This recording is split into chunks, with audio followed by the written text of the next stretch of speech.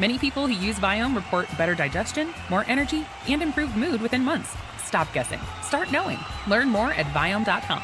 V as in Victor, IOME.com.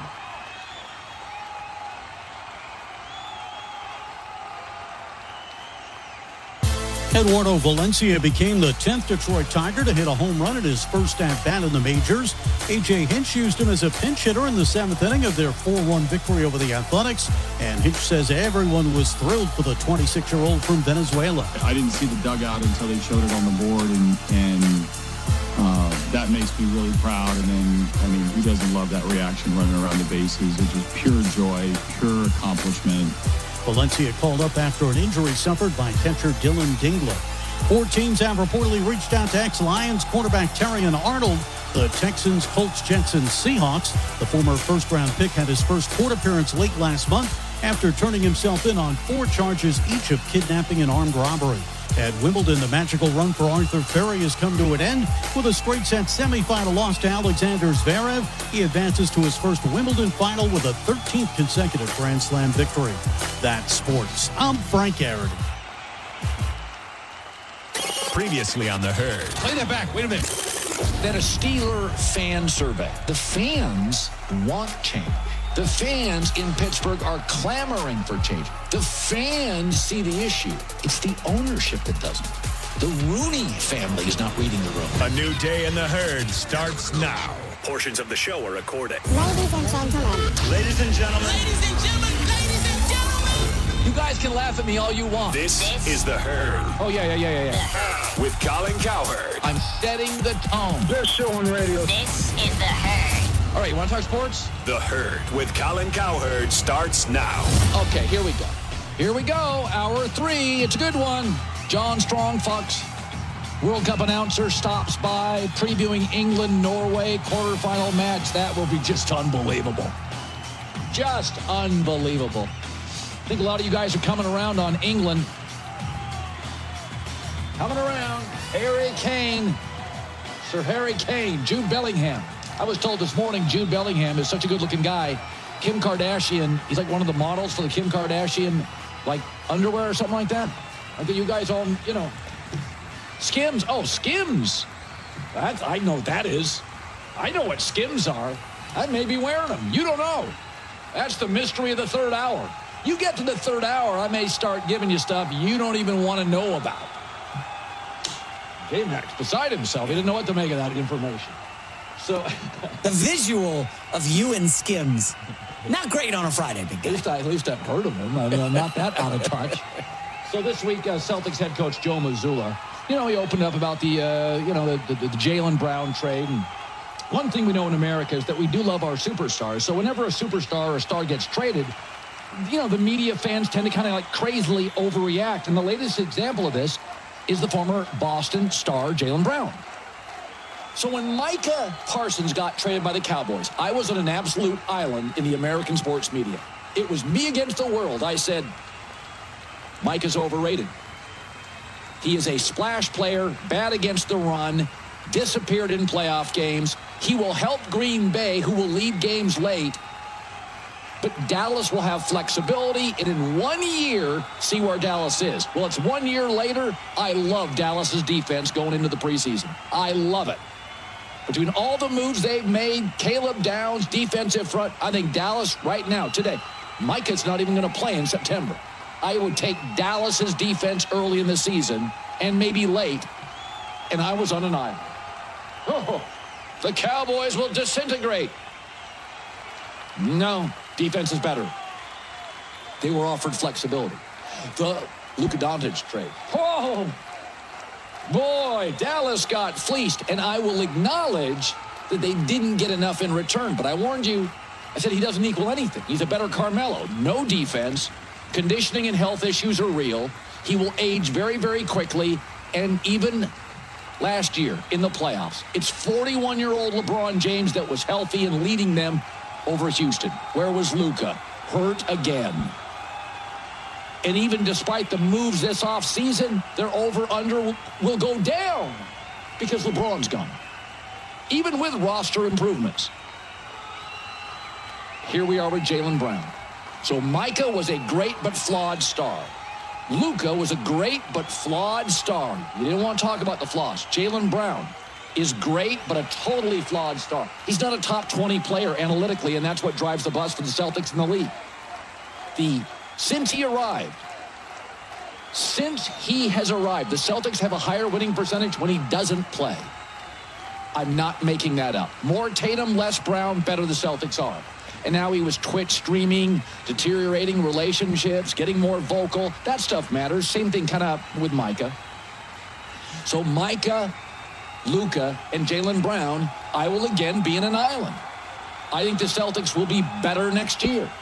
In fact, look at these numbers. Last year, the Celtics were 9-2 when Jaylen Brown didn't play. Well, Colin, that is a one-year sample. Okay, let's go to the year before. Oh, they were 15-4 when Jaylen Brown didn't play. Oh, okay, what about the title year? They were 12-0 when Jaylen Brown didn't play in the regular season. The point differential last year, 9 points better when Jaylen Brown didn't play. Offensive, defensive net ratings. Better last year when he didn't play. Go to his entire career. They win more games when Brown's not playing. Micah, great talent, flawed superstar. Luka, great talent, flawed superstar. Jaylen Brown, great talent, guy's going to make the Hall of Fame, flawed superstar. You did it with Micah. The data's all in front of you. You did it with Luka. The data was all in front of you, and you're doing it with Jaylen Brown. Paul George is a much better teammate with Tatum analytically. He plays off ball. He's a better pure shooter. He's money from three.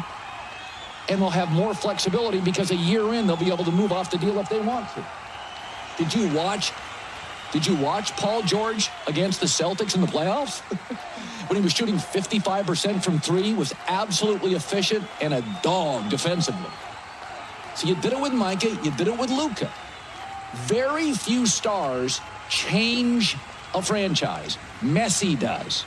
Mahomes does. Brady does. LeBron in his prime did. Curry does. Micah is just a great athlete. Luka is a great basketball player, scorer. Jaylen Brown is a great athlete, really, really good player, gives you a bunch of points. But he dribbles the air out of the ball, and every single number is right there for the taking. They're better when he doesn't play. Paul George, much better fit. Now, how many games is Paul George going to play? I don't know. But if he gets to 54 games, remember, last year, and Tatum was hurt most of the year, the Celtics were 9-2 when Brown didn't play. That was often, Tatum wasn't there either. Remember, the middle and the bottom of the NBA is awful. The Celtics, with their coaching, depth, formula, and system, last year, there were games where there was no Brown or Tatum, and they were winning. Overvalue the star. In fact, I would argue more often what you see is a great coach leaves, an organization replaces him with a stiff, and that team bottoms out. Okay. So the question is, where is LeBron James? Listen. Let's be honest about this. Philadelphia is the best chance for him to win a bunch of games. I told you yesterday, if you start putting all those players in there with and again, well, I thought you didn't like Jaylen Brown. I think Jaylen Brown, LeBron, Embiid, Edgecombe, Maxey is just too much talent in the East not to win a bunch of games. Okay, do I think it's going to be difficult? Because I think Brown and Maxey and Embiid, they all want to be number ones. That's why I actually think LeBron, though he's a superstar, added to this team, makes them better than if it was just Jaylen Brown. I think LeBron would solve some close game issues, some distribution issues, because he just got such a high IQ, EQ in big games. But this whole thing about Cleveland, well, I mean, it's where the heart is. No, it's not. He's bailed on him twice. He's broke up with his girlfriend twice. Stop telling him, oh, my God, he loves Cleveland. Not that much. Not that much. Oh, but it'll feel so good. What, losing to the Knicks by 20 points a game in the playoffs will feel good? Because LeBron will make you a worse defensive team. Slowest player in the NBA last year was James Harden. He's a Cav. You know the second slowest player? LeBron James, if he goes to Cleveland. They'll be a worse team in terms defensively, and they weren't very good last year, even with rim protection. Now, will LeBron make you better in close games? Yes. Cleveland was lousy in close games. But against the Knicks, the average margin of victory was 20 points. The Knicks would blow you out with LeBron. You're going to be slower. You're going to be worse defensively. Harden doesn't defend. Donovan Mitchell's mediocre. LeBron doesn't care anymore about that side. You have decent rim protection, but LeBron will absolutely make you slower. Slow is not winning in the NBA. Youth, speed, athleticism is. So this whole idea about, like, Philadelphia has youth, has size, has speed.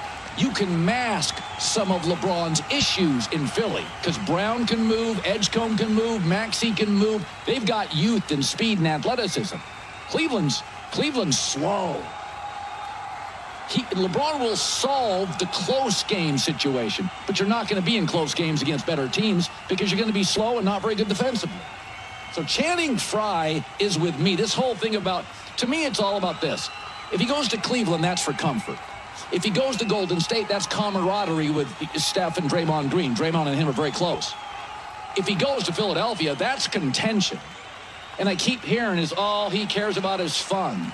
Well, what's more fun than beating the brakes off people by 20 points?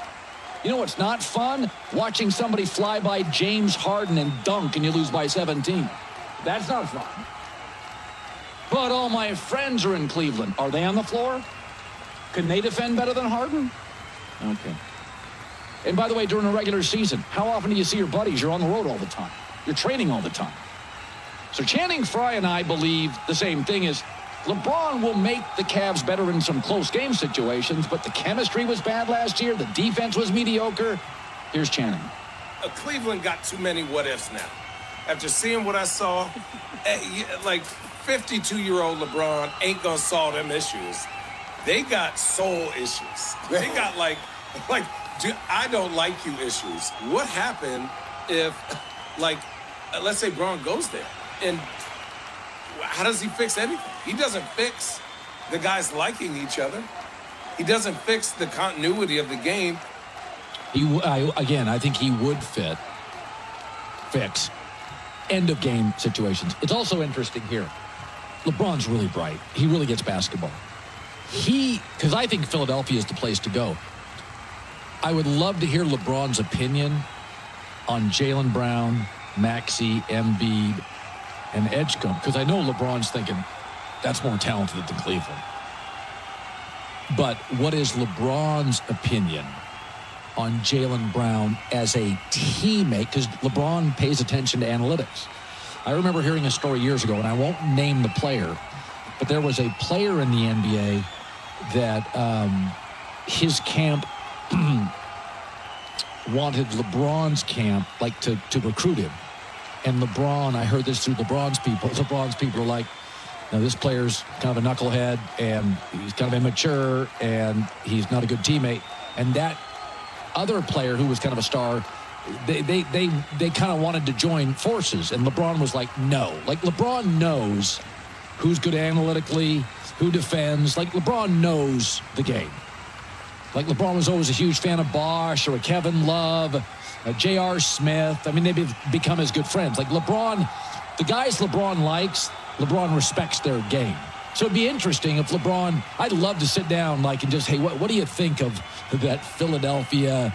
Because I know he looked at it and goes, those are good players. That doesn't mean it's a great team. Analytics breaks all that down. Over the years, we've learned successful people don't just rely on motivation. Motivation comes and goes.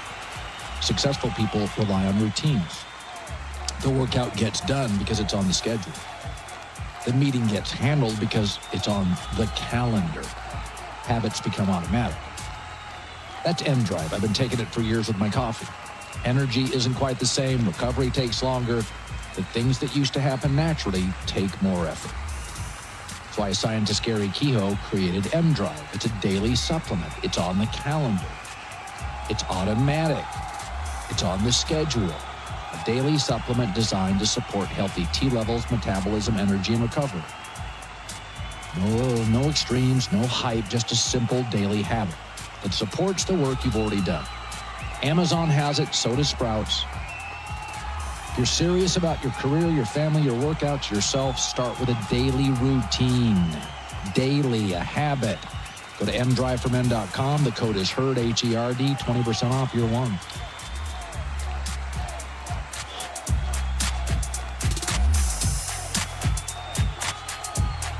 In the U.S., there's a break-in every 26 seconds. But when intruders step near, SimpliSafe Home Security steps up. SimpliSafe's U.S.-based live agents identify threats, stopping the crime before it starts. Don't miss out on this exclusive 4th of July deal just for my listeners. You can get a massive 70% off your new system at simplisafe.com/Colin. 70% off your home security at simplisafe.com/Colin. There's no safe like SimpliSafe. I'm David Ortiz. When I lost my mom, she was only 46. And I lost my dad to cancer. It was the worst pain I ever felt. It made me think, what will happen with the people I love when my time is up? That's why I have life insurance. Ethos makes it easy. It's all online, take about 10 minutes, and you can get up to $3 million in cover. Get your free quote at ethos.com/gain. That's ethos.com/gain. Hey, Desmoria, time spent on application may vary. Online health questions required. Your medication for enlarged prostate is working. That's what you tell yourself. You're up 3 times a night instead of 5. The urgency is manageable. The stream's not great, but it's fine. That's the problem. Fine. Enlarged prostate, or BPH, doesn't pause because the medication takes the edge off. The prostate keeps growing. The bladder keeps working harder. And over time, those changes can be harder to reverse. But surgery? Not for you, right? Aquablation is not the surgery you're picturing. It's the only ultrasound-guided, robotic-assisted therapy for enlarged prostate. Don't wait until things become unbearable. Find an Aquablation urologist near you. Visit aquablation.com. Aquablation.com. That's aquablation.com. Visit aquablation.com. All surgical treatments carry risks, and results may vary. Side effects may include, but are not limited to, urinary symptoms, mild pain, infection, or less frequently, urethral or rectal injury, or ejaculatory dysfunction. Aquablation therapy may not be right for everyone. Talk to your urologist to learn more. That's a hot iHeart. For adults with Crohn's disease or ulcerative colitis symptoms, every choice matters. Tremfya offers self-injection or intravenous infusion from the start. Tremfya is administered as injections under the skin or infusions through a vein every 4 weeks, followed by injections under the skin every 4 or 8 weeks. If your doctor decides that you can self-inject Tremfya, proper training is required. Tremfya is a prescription medicine used to treat adults with moderately to severely active Crohn's disease and adults with moderately to severely active ulcerative colitis. Serious allergic reactions, increased risk of infections or lower ability to fight them, and liver problems may occur. Before treatment, get checked for infections and tuberculosis. Tell your doctor if you have an infection, flu-like symptoms, or need a vaccine. Explore what's possible. Ask your doctor about Tremfya today. Call 1-800-526-7736 to learn more or visit tremfyaradio.com. This is Lele Pons from Suite 305 with Lele Pons. Game day at my house is chaos, but like in a fun way. The TV's ready, the remotes are ready, the kids' stores are going off, and somehow everybody needs batteries at the exact same time. That's why I keep Duracell stocked. And Duracell just released limited edition Duracell and Messi battery packs. The design is inspired by Messi's iconic left leg tattoo, so every battery feels like it comes with an extra kick. From the TV remote to automatic corkscrew, Duracell keeps us game day ready. Duracell double and AAA batteries are the only ones built different with power boost ingredients for long-lasting performance you can trust. Find the limited edition Duracell and Messi batteries in stores at Lowe's and Walmart or on Amazon. FIFA World Cup takes the global stage from June 11th through July 19th on Fox 1, the official English streaming platform of FIFA World Cup 2026. Stream all 104 matches live and get closer to the action with a personalized viewing experience built around you. Choose up to 4 streams with multi-view, catch highlights before jumping into the action, get live stats in real time, and replay key plays instantly. Experience the FIFA World Cup live on Fox 1. Watch 3 days free. For details, visit Fox.com. Offers are subject to change. See Fox 1 for complete terms and conditions.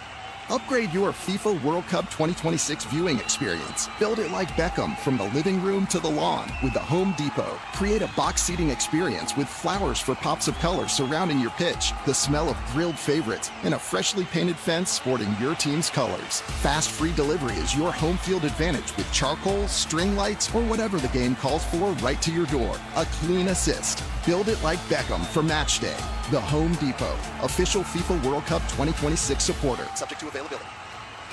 You've got a big day, so you use Unstoppable scent boosters to give your laundry non-stop freshness. So no matter how long the day goes, you can't stop this power, this walk, this pose, this strut, this look, this talk. Your clothes will be so fresh you can confidently strut into that end of the day meeting like a bosses.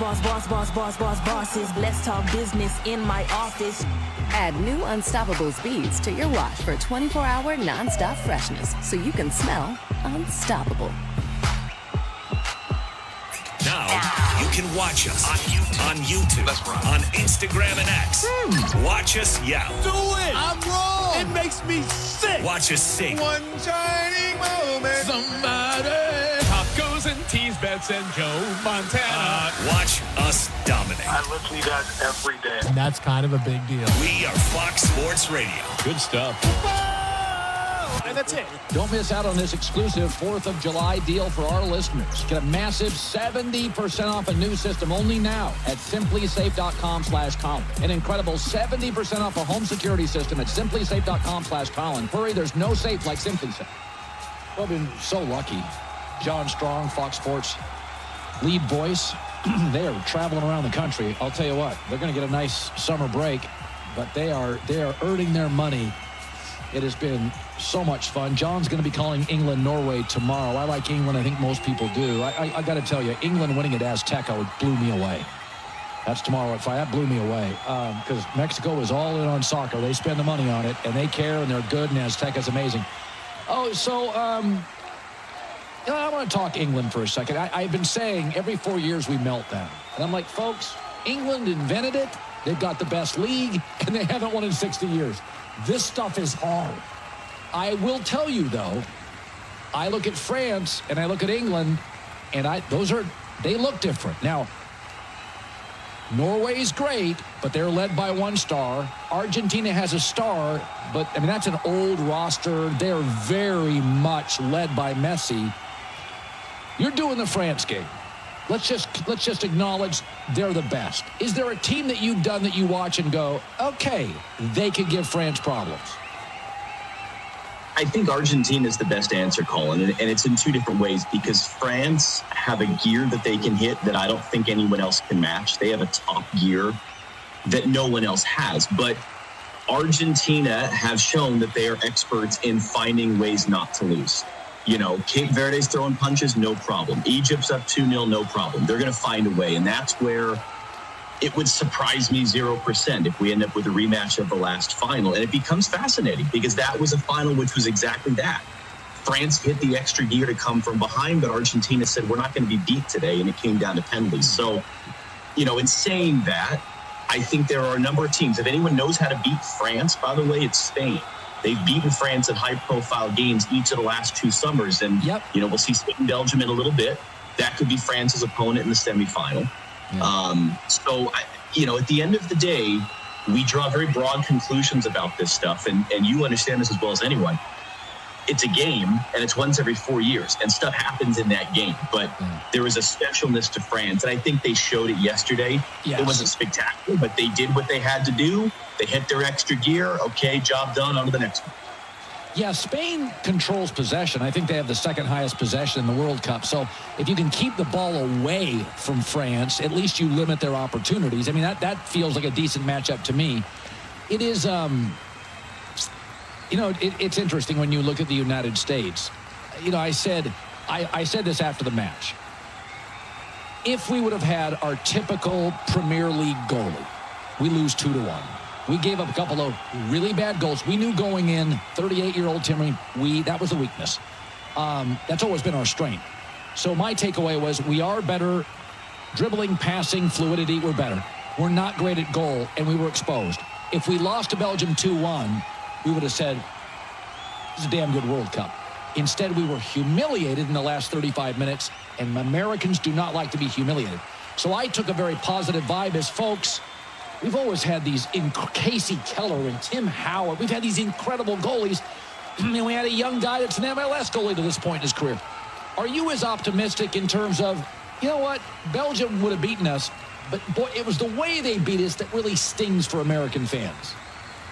I think that last part is absolutely the most important thing. It wasn't just the loss, it was the manner of the loss. And listen, to your point, if not for Tim Howard's record-setting heroics in 2014, the U.S. gets blown out of that game just as badly as they got blown out in the end by Belgium on Monday night. I mean, I think that's what's tough is the U.S. team that played Belgium looked unrecognizable as compared to the U.S. team that had played the prior 4 games, as compared to the U.S. team that showed a different side of themselves against Bosnia and Herzegovina after the red card. And it's like, and it was from the opening 30 seconds. I mean, I've said to people that within 1 minute of kickoff against Belgium, I had alarm bells ringing in my head. Something's wrong here. Something's off.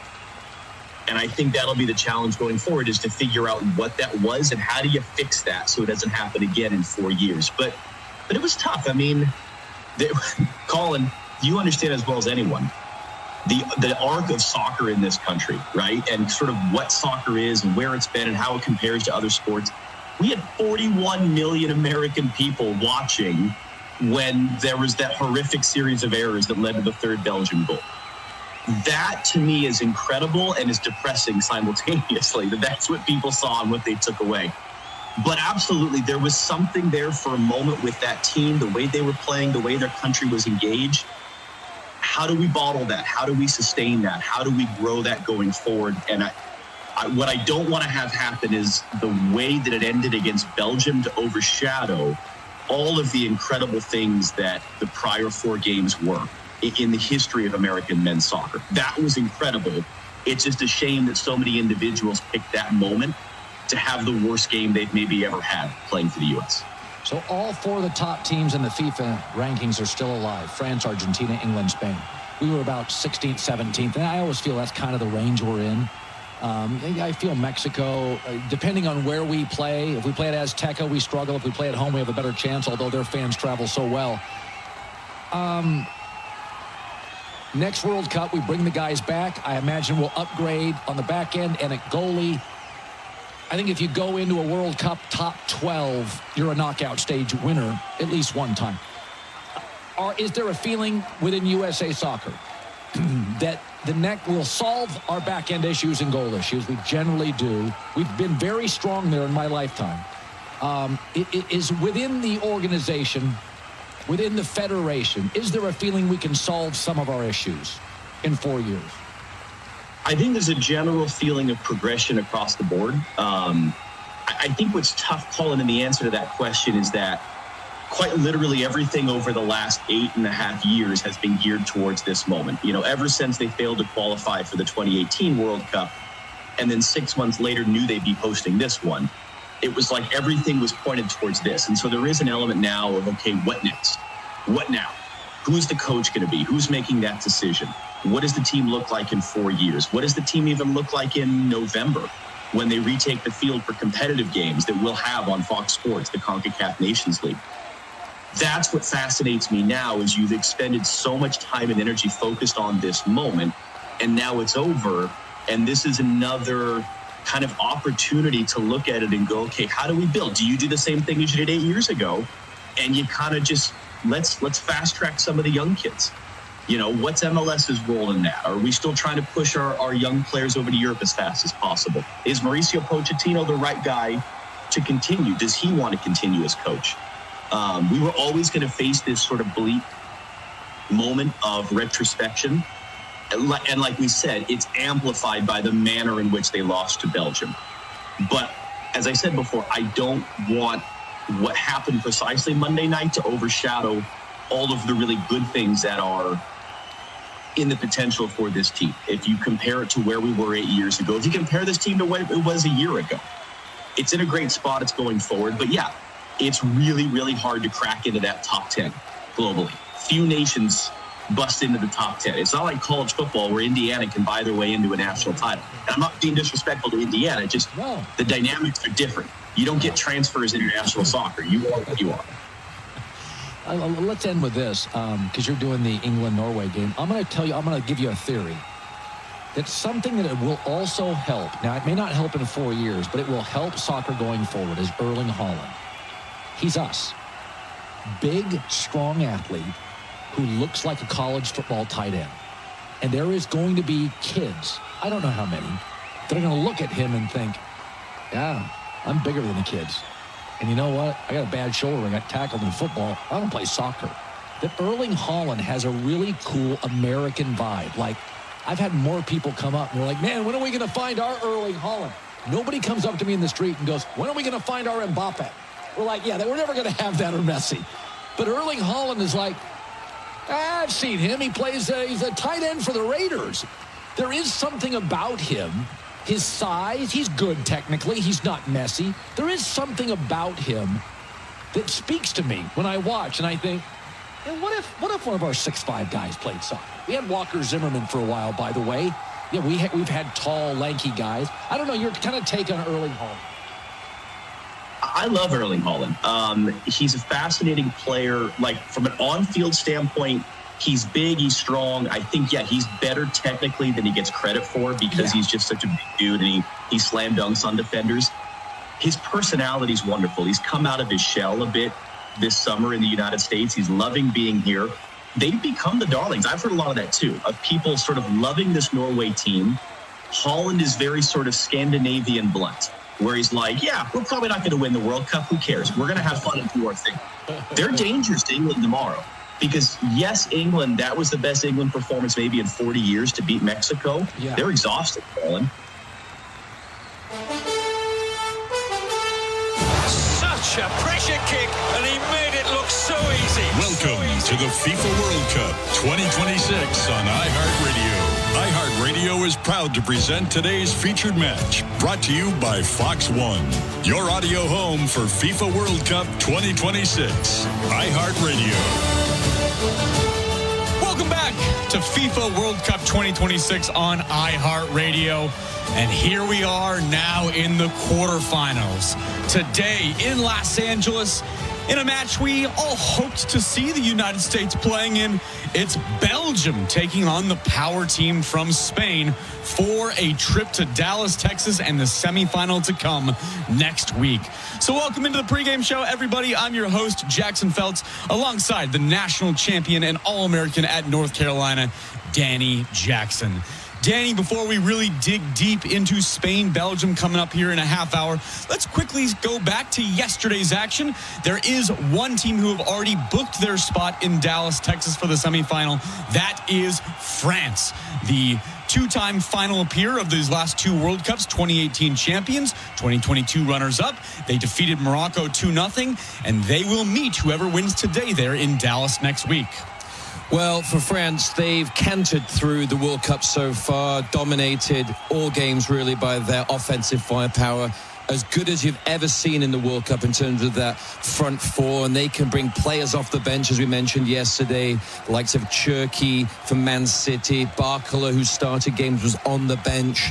Mateta came on, had a good season in the Premier League with Palace. So they have a variety of different options they can bring in. If one player's not playing well, the other one steps up. And then they have a really solid backline as well with the likes of Saliba, who's one of the best central defensive players in the world. And for France, was it second gear? Was it third gear yesterday? Whatever it was, the big-time players stepped up. Mbappe missed a penalty in the first half, of course, shrugged that one off, got the game winner in the end, something out of nothing, outside the 18-yard box, guided the ball into the far corner. And, of course, Dembele, former Ballon d'Or winner, Champions League winner with Paris Saint-Germain, well, he just steps up and scores a goal with his weaker right foot. So it's a team that has a ton of confidence. They're a team that hasn't really hit all cylinders yet. And I think that's the fearful thing for any team facing France is, where can they go? How good can they be? They have a chip on their shoulder, of course, after the 2022 final where they lost against Argentina. They are primed. You can see it in the eyes of each of those players, notably into Mbappe as well. He is ready for this. He is lighting this World Cup on fire right now. and game winners all over the field. That's what you want as a coach. You know, we're 2 minutes in, and you already got the wheels in my brain turning heavily right now, because you mentioned the attack, the likes of which we haven't seen in the World Cup. And now my brain's going back to the World Cups thinking, have we ever seen an attack this? I mean, what, Brazil 02? I mean, you're going to be able to talk about the history a lot. I don't know if we've ever seen a team with this much firepower. I think the depth of the firepower we haven't seen. Yeah. When you talk about the 2002 team with Brazil, it was the 3 R's, right? It was Ronaldinho, height of his career, Ronaldo, the best number 9 maybe of all time, one of them for sure, and Rivaldo, who was a world-class player at the time. But below that, they had a couple of players that would come in and do something, but it was reliant on those 3.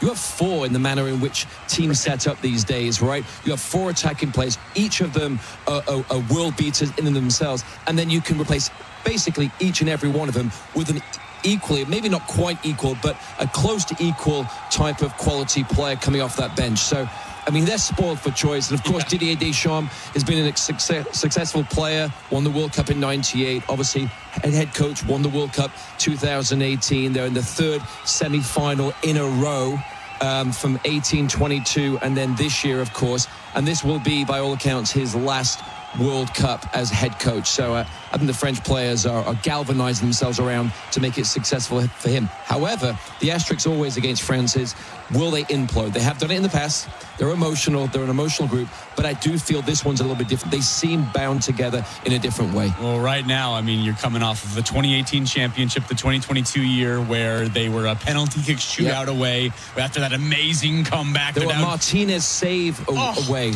I mean, that was 121st minute, I want to say. And you see Messi just holding his head in his hands, and then he made that amazing save. I mean, that was at the death there, and for what could have been, the greatest World Cup, it maybe still is the greatest World Cup final of all time in 22, but it was right now a situation where France is trying to get back to 2018 where they won the thing, and not look at 2022 when they lost the final there to Argentina.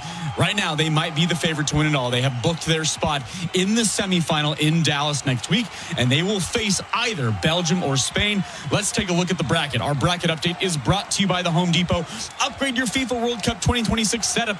Build it like Beckham from living room to lawn with the Home Depot. And take the fast free delivery assist. The Home Depot, official FIFA World Cup 2026 supporter, subject to availability. Well, let's start with Belgium. In the round of 32, they came back with 2 late goals against Senegal to equalize 2-2. The game went to extra time, and then they used the latest game-winning goal in World Cup history, a penalty in the 125th minute to advance the round of 16. Then on Monday in Seattle, Belgium, they kind of finally looked like the team that we all expected them to look like. They were ranked 9th in the FIFA rankings going into the World Cup, and they sure looked like it, beating the United States 4-1. For Spain, meanwhile, they won their group, then they easily got past Austria 3-0 in the round of 32. That set up an epic battle with their neighbors Portugal in the round of 16 back on Monday afternoon. Spain controlled that game throughout, but they needed a 91st minute winner by Mikel Merino to advance here today to the quarterfinals. Again, the winner of today's match will meet France in Dallas, Texas next Tuesday. Let's start with Spain, Danny. Spain in that game versus Portugal, it was control possession, control possession, control possession. They got the winner in the end. What do you make of Spain here coming into this game?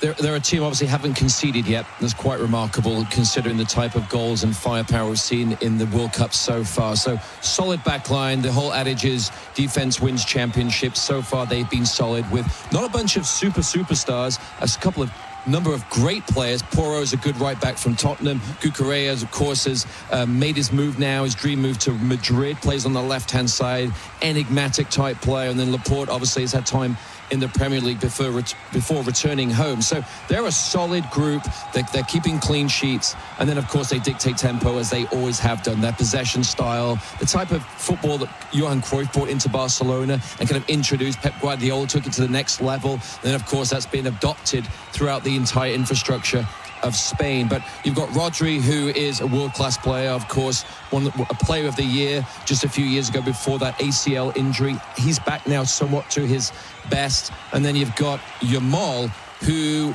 sitting on the sidelines working through an injury. One of the comments I would say about today's game in Yamal is, you look at Messi, Mbappe, Haaland, Kane, Bellingham. They've all stood up in this World Cup, scored goals, been preeminent players. You haven't seen the best of Yamal yet. Is this the time for him to go? Because I think that the stage is set. This is the type of game, quarterfinal of the World Cup. Of course, he came onto the scene in the last Euros when they won as a 16-year-old, only 18 years old. This is a time where he can stand up and have his name in the lights. We were watching that game on Monday. I think it was somewhere in the 80s in the minute range, and Yamal had a free kick from just outside the box. And I think we turned to this. I said, is this the moment he arrives? And it wasn't the moment. We're still waiting for the moment that Lamine Yamal arrives here on the international stage. Then we went from watching that game on Monday, Danny, to watching USA-Belgium. We've talked to death the USA failures. I want to talk to you about the Belgium successes and how Belgium really took that next step on Monday against the United States. It was a brilliant tactical game. They implemented everything I think the coach would have set out in the days before. Of course, the shock at the beginning when you saw the lineup, there was no Doku, there was no De Bruyne, there was no Lukaku. They're three main players by name. But what he did was he looked at it and said, hey, the US have been so successful playing on the front foot, playing at speed, in a boisterous home crowd of Seattle. We've got to get them out with speed and legs. They did, with Luka Bacchio playing fantastic on that right-hand side, of course. De Ketelaar got his 2 goals and an assist. What Belgium did so well, and it starts with Tielemans, who scored that penalty against Senegal. He scored the equalizing header. Diminutive little player, found himself in the box, flicked the goal to make it 2-2 against Senegal. They saw a wobbling US in those first few minutes. And what they did, they took full advantage. They pressed onto the heels of the US. They pushed the back line back. They could have scored 3-4 goals in that first half. And what they did so well, whether it's quality or a little bit of luck, probably a bit of both, they scored at the right time first. They quietened the crowd inside the 10 minutes. When the US got a goal back, they scored within a couple of minutes. 61 seconds. The cardinal sin of any team is to give up a goal within the next 5 minutes after scoring. Just as the crowd's back into it, the US had a poor start. Belgium responded immaculately. And then, of course, they capitalized on a mistake for that third goal when the US started to build some momentum in that second half. So they killed that momentum. And, of course, they got the fourth goal in which they were able to celebrate from that point forward with their main man, Lukaku, coming in off the bench. So for them, it was a complete performance. The coach did an incredible job putting the right players on the field, making some really difficult decisions, I'm sure, but it shows the type of team environment that they have where those players can accept that decision they didn't start, and then they come off the bench and have a good game. Now Belgium got that win. I want to live in that 61 seconds where the United States were at 1-1. You want to take it back? I want to forever live in that. It was a great 61 seconds inside the Seattle Stadium. I just want to go back to that moment. But alas, Belgium got the win, and here we have Belgium-Spain today. We'll get a commercial break.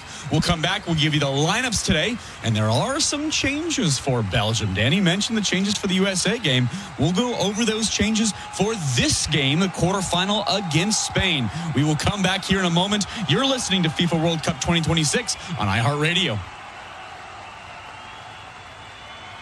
iHeart is... This is Lele Pons from Suite 305 with Lele Pons. Game day at my house, it's chaos, but like in a fun way. The TV's ready, the remotes are ready, the kids' stores are going off, and somehow everybody needs batteries at the exact same time. That's why I keep Duracell stocked. And Duracell just released limited edition Duracell and Messi battery packs. The design is inspired by Messi's iconic left leg tattoo. So every battery feels like it comes with an extra kick. From the TV remote to automatic corkscrew, Duracell keeps us game day ready. Duracell double and AAA batteries are the only ones built different with power boost ingredients for long-lasting performance you can trust. Find the limited edition Duracell and Messi batteries in stores at Lowe's and Walmart or on Amazon. For adults with Crohn's disease or ulcerative colitis symptoms, every choice matters. Tremfya offers self-injection or intravenous infusion from the start. Tremfya is administered as injections under the skin or infusions through a vein every 4 weeks, followed by injections under the skin every 4 or 8 weeks. If your doctor decides that you can self-inject Tremfya, proper training is required. Tremfya is a prescription medicine used to treat adults with moderately to severely active Crohn's disease and adults with moderately to severely active ulcerative colitis. Serious allergic reactions, increased risk of infections or lower ability to fight them, and liver problems may occur. Before treatment, get checked for infections and tuberculosis. Tell your doctor if you have an infection, flu-like symptoms, or need a vaccine. Explore what's possible. Ask your doctor about Tremfya today. Call 1-800-526-7736 to learn more or visit tremfyaradio.com.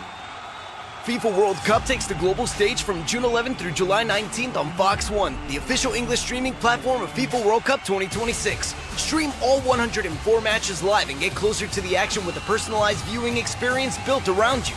Choose up to 4 streams with multi-view, catch highlights before jumping into the action, get live stats in real time, and replay key plays instantly.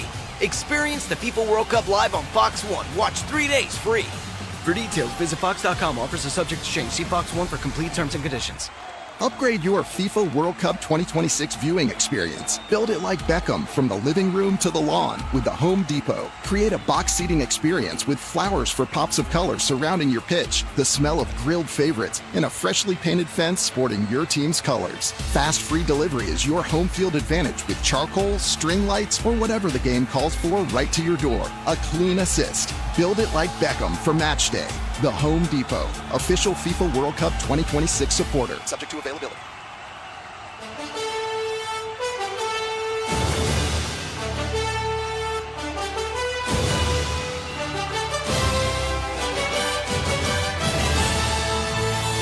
You are listening to FIFA World Cup 2026 on iHeartRadio. It's the quarterfinals. In the bottom left side of the bracket, it's Spain versus Belgium today in Los Angeles. The winner will go on to take France next week in Dallas. For this game, let's get into it. Spain's in their 17th World Cup. Belgium's in their 15th World Cup. Belgium has been stationed just up the west coast in Renton, Washington, a suburb of Seattle. Spain, meanwhile, stationed in Chattanooga, Tennessee. So a little bit more, just slightly more travel over to the west coast for the Spaniards. Today's lineups are brought to you by Fox 1. The excitement of the FIFA World Cup is now streaming live on Fox 1, the official English streaming platform to catch every unforgettable moment. Fox 1 brings the action straight to your screen so you never miss a goal. Fox 1, download Fox 1 and experience the FIFA World Cup live. Let's start with Belgium, Danny. Well, it looks like, and I'm just having a fresh look here, and I've just refreshed my screen, there's a last-minute change, maybe due to an injury picked up in warm-up to one of their main men for Belgium. So let's go through it. Rudy Garcia has not lost a game as Belgium head coach since March of 2025. 12 wins, 6 ties coming in here. So it's Courtois in goal, the fantastic number 1 for Madrid. It's a back four of Castagna, Ngoy, Mekala, and De Kuyper. And then it's the midfield change that we've suddenly seen. So it was Tielemans who was going to start, of course, as the captain, and the player we just talked about. He looks like he's out. I just refreshed my page. Vanaken is in alongside Raskin. So we'll get a confirmation. Now, just looking through my feed here to see what that situation is. Trossard, De Bruyne comes back into the starting lineup after starting on the bench against the USA. Doku back into the lineup on that left-hand side, one of the best wingers in the world. And then De Ketelaere, 2 goals, 1 assist against the US. He will start up front. Lukaku on the bench. Okay, we will get some information on Tielemans. I'm seeing some, just looking at instant social media right here, Tielemans reportedly getting injured during the warm-up. So how about that? Major change there for Belgium. We'll talk about how that affects this game in a moment. Let me give you Spain's side. Simon and Go, Cucurella, the left back, Pedro Porro, as Danny mentioned, the Tottenham right back there on the right with Kubarsi and Laporte. There is the center backs, Ruiz and Rodri, the 2024 Ballon winner. They're in the holding midfield, and Baena and Olmo and Lamine Yamal in the attacking midfield with Oyarzabal there in the front. But I want to go back to Tielemans because that is kind of where my entire brain is at right now. I'm partially distracted even doing the lineup, thinking about how Belgium recovers from their captain getting an injury and being forced out of the game during warm-ups. Danny, as a player, as a former captain, that happens. The mentality of this team right now, what's this doing to them? Well, I'm going to rip up my keys to the game. I'm going to rip up my notes because it was all centered around Tielemans. We mentioned he was the fearless leader, the midfield general, obviously coming off a European Cup win with Aston Villa, and then he comes in, he's been given the captaincy for Belgium, and he's played like a captain, all right? USA, he drove that team forward, he marshaled that midfield, they played on the front foot. Obviously, the goals against Senegal to get them into overtime, then that penalty at the end, this is a huge loss. So, yes, they've got players like De Bruyne and Doku and Trossard, who are experienced players, De Kuyper and Courtois. So they have leadership on the field. Leadership's not going to be an issue. But the question is, against a team like Spain, who like to pass you to death, possess the ball, you needed a player to be able to pull the strings, press certain areas. And the question is, will be why he's out. Looks like he didn't come out for warm-ups. And yeah, it's a shame. I think it's a real blow for Belgium in terms of the manner in which they'll play. Rudy Garcia will be with his furiously working with his staff now to figure out if they have to tweak anything. Most likely they won't. It'd be most likely a like-for-like type of player. It won't affect the manner in which they set up for this game. It's obviously too late. These things do happen. It happens in the Premier League. It happens all around the world. It happens in MLS when you see players fall apart, just before warm-up or during warm-up. So, but it is an effect, and we'll see if Spain sniff a little blood in the water here, and they put their foot on the gas and try to command that central area with Rodri and Ruiz are two quality players. Is this something that a team can maybe mentally rally around and fight harder because of a teammate who went down? I think that's always the case. You even could go back to with Balogun being out, you could rally around that red card, and that's your call to action. And of course, that changed, and that maybe affected and distracted the US. In this case, yes, it's the last minute, but these guys are pros. Listen, they will be, Tielemans will be in the locker room. He'll be saying the right things. He'll be the leader still off the field, but they will have to rally around Vanaken. A player who mentally now has to shift his mindset from being bench player to starting player in a vital position, especially against a team like Spain, where you have to make them uncomfortable with and without the ball. All right, I want to come back and get to our players to watch, because that might have just been affected as well. We'll talk about the history between these countries. There is history in the World Cup between these two countries. They've played 2 games against each other. We'll tell you about that, get to our players to watch, and then get you to kickoff in 10 minutes. It's all coming up. You're listening to FIFA World Cup 2026 on iHeartRadio.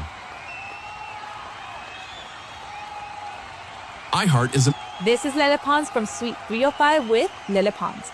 Game day at my house, it's chaos, but like in a fun way.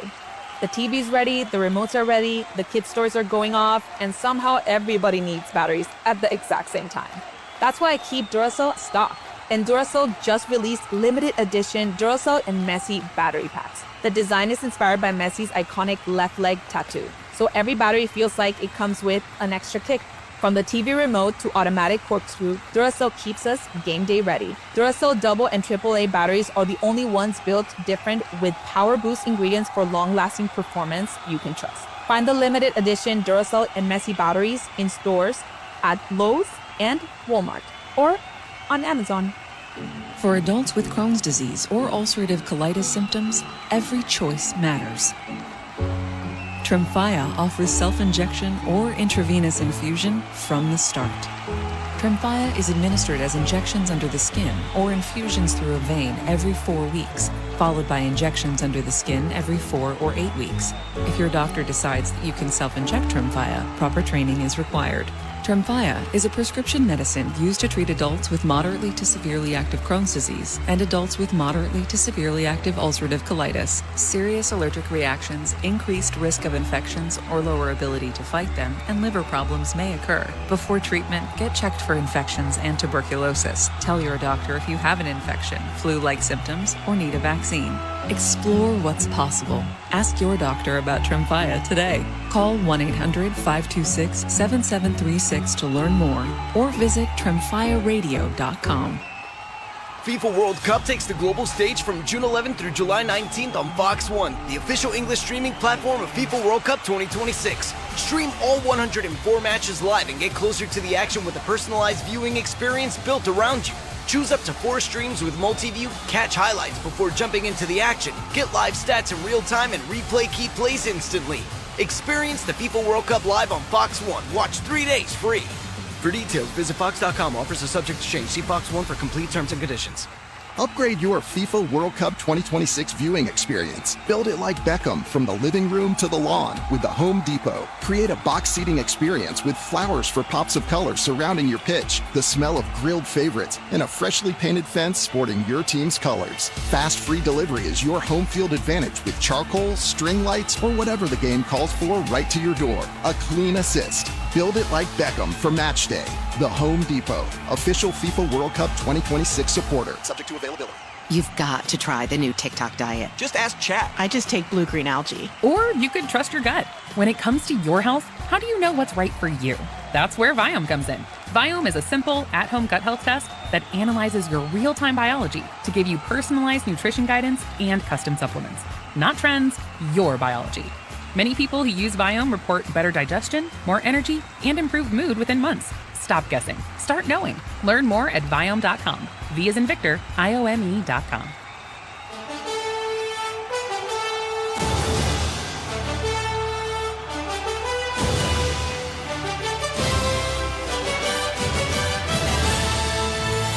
You are listening to FIFA World Cup 2026 on iHeartRadio. We have the quarterfinal today in Los Angeles. Spain facing Belgium for the right to face France in the semifinal in Dallas next week.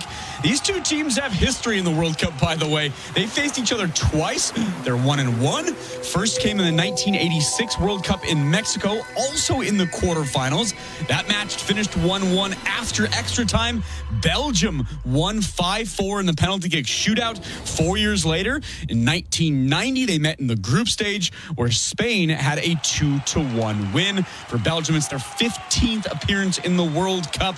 They're still looking for a chance to get with their golden generation to a final. For Spain, meanwhile, 17 World Cups. They are the champions of 2010. Today's players to watch are brought to you by Fox One. The excitement of the FIFA World Cup is now streaming live on Fox One, the official English streaming platform to catch every unforgettable moment. Fox One brings the action straight to your screen so you never miss a goal.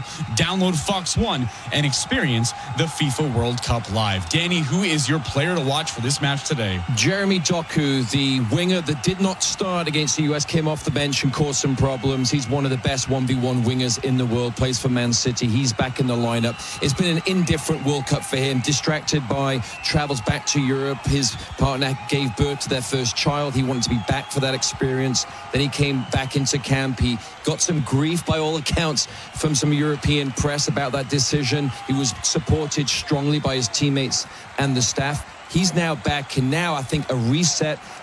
Belgium have had the good fortune to be in Seattle for 3 games, be in their home base. That's got sleep in their own bed for a number of games. I think Doku now is coming back for some niggling injuries, coming back from this distraction. He's a player that can blow up this game. Danny, I'm looking for Belgium's side as well as De Kuyper there at their fullback position, because if Spain wants to pass Belgium to death, and if it is just kind of little trying for the goal, and they did it against Portugal, it took until the 91st minute to get a winner. But if they want to do that again, I don't know if they can wait till the 91st minute this time. Lamine Yamal on the right wing for Spain.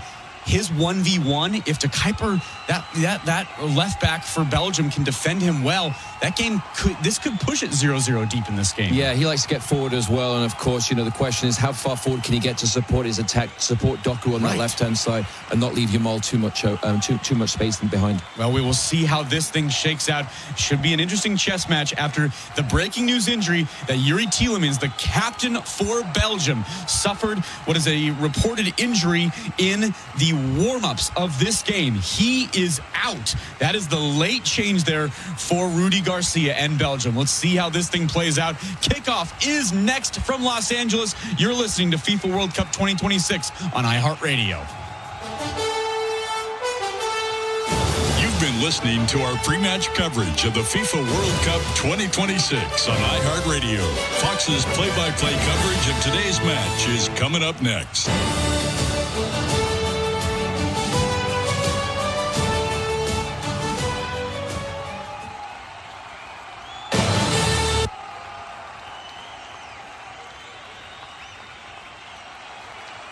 Like this. Long before maps came the art of wayfinding, navigating the earth by way of the stars and winds, trusting intuition to guide the way. Today we travel for all kinds of reasons. To escape routine, to scratch an itch, or to move towards something we've been longing for. Clear for departure. This is Wayfinder, life-changing travel. Come with me, Daniel Scheffler, as we go beyond the guidebooks, into the heart and soul of real-life travelers as they journey around the world. From natural wonders to local luxuries to the most unexpected encounters, each episode features a special guest here to delight your senses and pull you into the adventure. And we'll throw in some tips and tricks, the kind that make your senses go wild. We know the most meaningful trips are defined by stories, not snapshots. And on Wayfinder, we're digging for the moments that move us, so you can discover it for yourself. So let this be your invitation.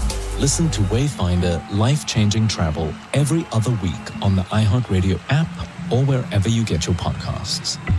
From the studio who brought you the #1 podcast, The Piketon Massacre. This is Murder 101. A group of high school students started a project to research a string of unsolved murders. Those murders happened in the mid-1980s. He's out there doing stuff. He just didn't stop. What if this guy's still alive? Like, what if he comes after us?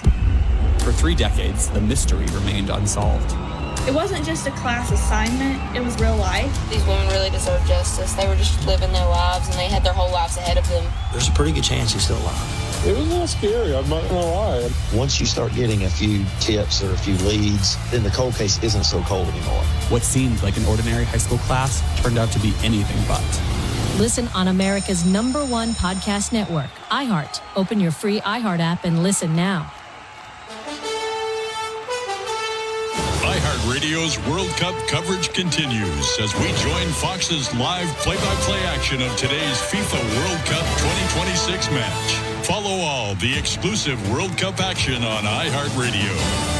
Tales of the wildfires in southern Spain. In memory of the victims of the tragic wildfires in Almeria, Spain.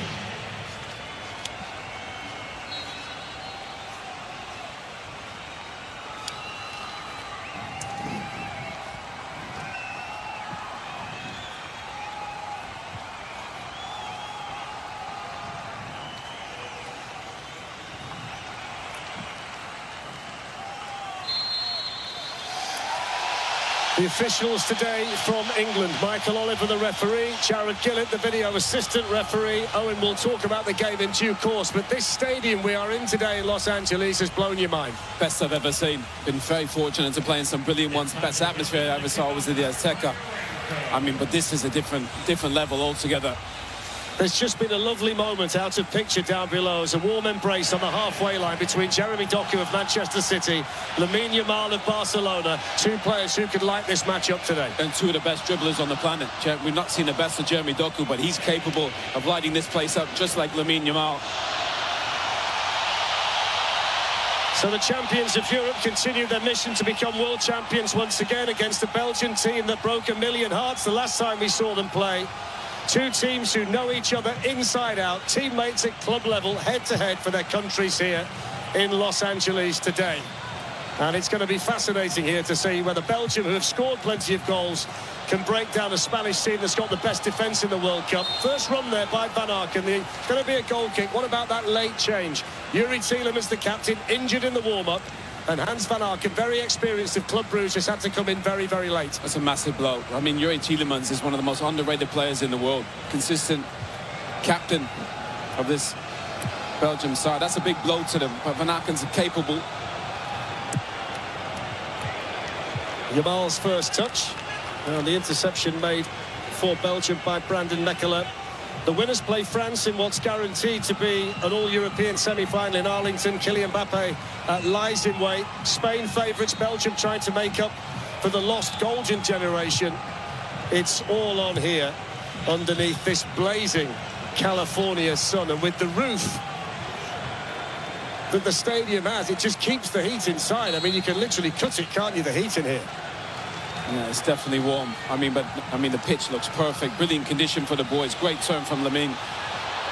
First little roll over as well from Lamine Yamal. He's fouled too, so a free kick to Spain. Raskan, the Rangers player, conceding the foul.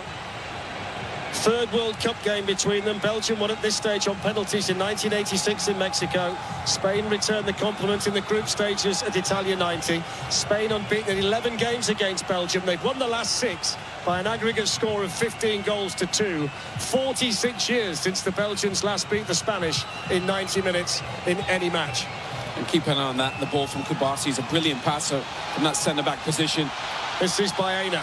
Cucurella's up there with him. Spain threatening. Cucurella's cross. Dani Olmo was the target, and well defended in there. The offside flag was up against the Spanish anyway. Yeah, and you're going to see that time and time again there. You see Tielemans and Lukaku. What a big blow for him, Tielemans. And also, Owen, a big blow that Amadou Onana can't play in central midfield. ACL against the United States. He won't play for 7 or 8 months, and you feel they need his energy and legs and ability in central midfield today against the likes of Rodri and Fabian Ruiz. Yeah, big time. But obviously Kevin De Bruyne is in there. They know they're not going to have much of the ball, Belgium. If Kevin gets an opportunity, he's going to play that killer pass. It's the 6th quarter-final for Spain, the only time they've got past this stage. They won the World Cup in 2010. Belgium have fared better, progressing 3 times in 4 quarter-final appearances in the World Cup. Here's one of the most experienced men on the pitch, plays his club football in Spain for the great Real Madrid team, Thibaut Courtois, and I think they might need a big performance from him today. Could he be the best goalkeeper in the world? It's in the argument, isn't it? It's a debate without question. And I think obviously against this exceptional Spanish team, he can have a day where he can shut out anybody. Let me tell you, somebody else who's in that discussion is actually on the bench for Spain, David Raya. He doesn't start because Unai Simon does. I mean, we'd all say, having covered the Premier League, that Raya's the better keeper, but he's undisputedly Spain's number 1, Simon. What a turn from Olmo. Brilliant from him. Here's Baena, and now Fabian Ruiz. The only change made by Luis de la Fuente. Petri on the bench, and the double Champions League winner starting for Spain. There's his cross, and that's defended by Mekela in there for Belgium. It's nice to see Rodri back to his best, controlling the tempo. Played by far the most passes of any player in this tournament. Here's the teenager Pau Kubasi, and then played out here to Lamine Yamal. And Mekela's going to come across and beat him in the race. Throw into Spain on this side.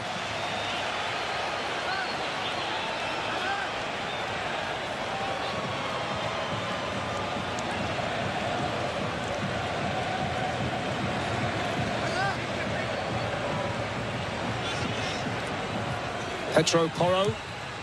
Rodri. A little ball flicked inside there by Baena. It's interesting, he's actually a central midfield player, but he comes inside because Cucurella covers the whole left-hand side. Dani Olmo takes it on the half-turn and feeds Lamine Yamal. 2 players from Barcelona. A little bit short there from the teenager, from the wonder boy.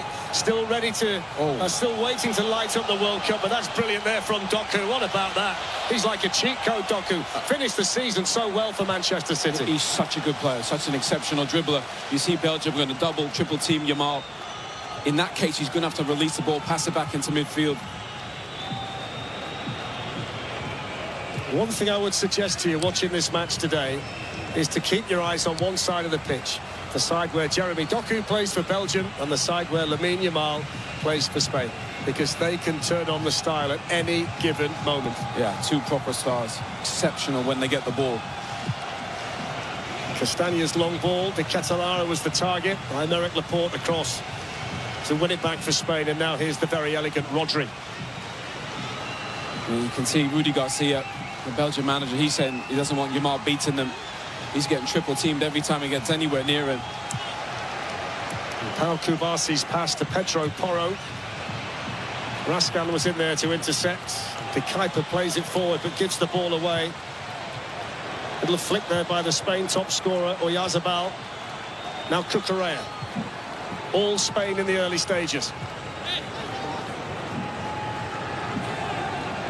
Rodri. Yamal challenged quickly on this side by De Kuyper. You were telling me before the game started, Owen, they've never lost a match. Spain, when Yamal started for them, that's quite a record, quite a run.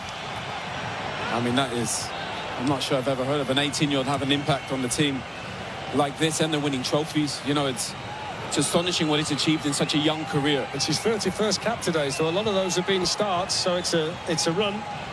He's certainly a talisman for them.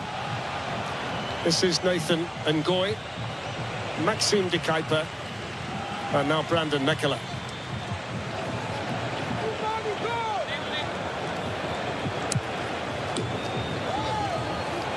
Doku up against Porro, two players who know each other well from the Premier League. Porro at Tottenham, Doku at Manchester City. So 609 minutes at the start of the match since Unai Simon had last conceded a goal for Spain. They've gone through the first 5 matches and haven't let a goal in. Only Italy back in 2006. In fact, I think it might have been 1990. You can compare with that. So this really is a wonderful defensive setup for Spain. Simon across, he's going to get there ahead of Leandro Trossard. I mean, the big challenge for Belgium, can they break them down? Can they find a way through to the Spain goalkeeper? Fletch, they've only conceded 5 shots in the whole tournament. So you can't even really get to them. I mean, it's astonishing, really. Well, I'm going to tell you something. Belgium have had the most shots in the World Cup. They've had 107. So one team doesn't allow you to shoot. The other team doesn't stop shooting. So let's see how it works out. Let's see what gives. The Bayern had just moved inside. That's a really good turn by De Bruyne. Quickly across. Pau Kubasi. So that's a 19-year-old in Kubasi up against the 35-year-old De Bruyne. I mean, think about Kubasi, and he doesn't get enough credit, by the way. Kubasi's an exceptional player.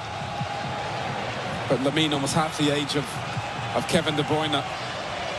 But you think about some of those brilliant quarterbacks, you know, age doesn't matter. Kevin De Bruyne, if he gets an opportunity, he'll play the pass the game needs. Started the first 4 matches, Kevin De Bruyne. Didn't start against the USA, but he's back in today. He's his 4th World Cup, 2nd highest scorer for his nation. I love that from Yamal. He's gone inside. He's been fouled as well. Good awareness. He's realised he's getting doubled on the outside.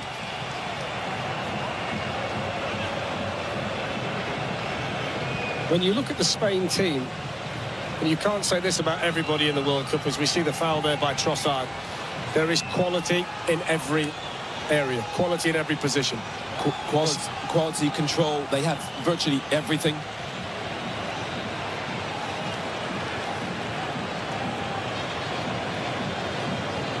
But I don't think they have a weakness. I think the only difference, you think, between the brilliant French team, the speed France have at the top of the pitch. So Courtois waits. And he's gone in low, defended by De Bruyne. There's Fabian Ruiz putting it back in. That's a really important block in there by Ngoy. And then flicked away by Timothy Castagne. Sometimes you just need a defender in the right place at the right time, and Belgium had one there. Yeah, he was in the perfect position, Ngoy. I mean, they're going to have to defend so well, defend their box, like England did against Mexico. They're going to be quite deep, Belgium.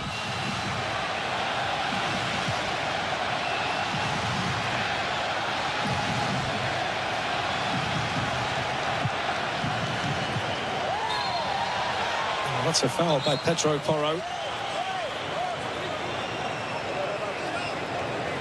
It's a Belgian team that scored 5 against New Zealand, 4 against the United States. They were already in a strong position at this stage in the previous round.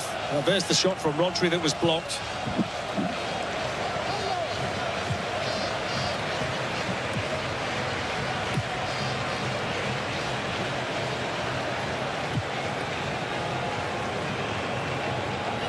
This might just be the most possession Belgium have had so far. Yeah. Well, I think they're happy to play long and play direct into the Catalara.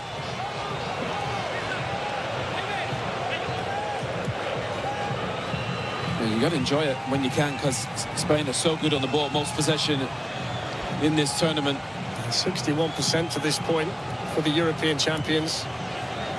We were together in Germany 2 summers ago. We had the pleasure of watching Spain, and we left the tournament saying the second best team that we saw in the whole Euros finals tournament was the 11 that Luis de la Fuente picked when he changed everybody in one of the group matches. I mean, they were the first and second best team. the first 11 and the second 11. I mean, it just shows how deep they are. There aren't many nations in the world where you'd make that comment. No, they're all exceptional footballers. They had already qualified, so he played the second string, and they were exceptional. Think of, I mean, they got Pedri on the bench.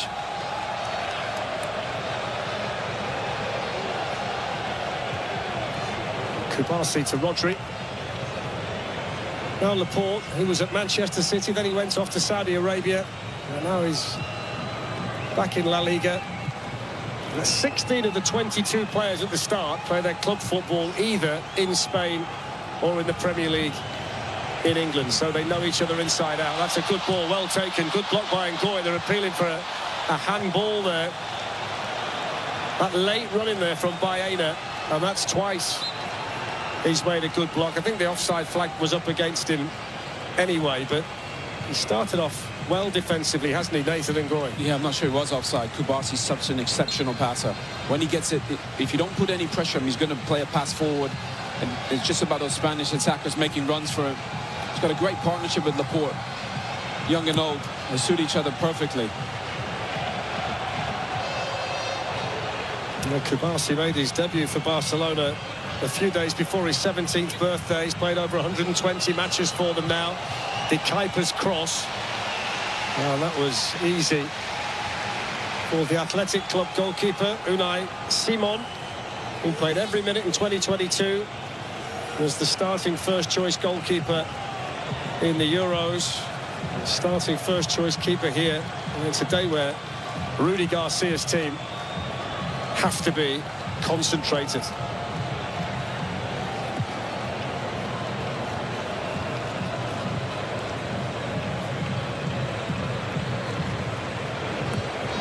Dani Olmo to Rodri. Now back to Kubasi. Tomorrow on Fox, the spectacular quarter-final double-header starts with Norway against England, followed by Argentina versus Switzerland. Coverage starts at 4 p.m. Eastern, 1 p.m. Pacific tomorrow on Fox. There's Marco Correa for Spain, one of the recent additions to the Real Madrid squad. And that's why they have so much possession, because Baena comes inside. Yamal's pass cleared away by De Kuyper. Now there's the potential for a Belgian break. Jeremy Doku. It's always a mismatch against Pau Kubasi. Now he's looking to move away from Porro, bring in De Ketelaere. Good play this from Belgium. Good block over there by Cucurella. Now this is Castagna. They need him on the ball, don't they, in space, Jeremy Doku? Oh. He's electric. Mr. La Fuente, he'll be thinking, you know, do we double up? Fernando Hierro there, a great Spanish centre-back. Yeah, Doku's looked terrific so far. I'm told that Brad Pitt's here today, Owen, so you've got a bit of competition for a change. Yeah, I'm sure everybody's here in LA. This fella's got very little competition. That's the first skill off. Yamal got the better of Doku. That was into the face of Nicolas Raskin.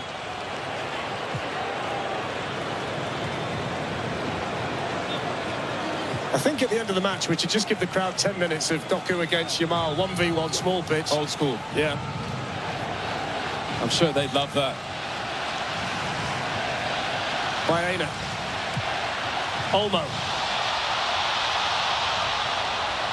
I think he was looking to gather that and turn at the same time, but the ball seemed to stick a little bit. Yeah, just got a little bit behind him. I love the pass from Baena. Again, he's not a left winger. He'll come inside. He's a number 10. Plays a lovely little ball into Dani Olmo.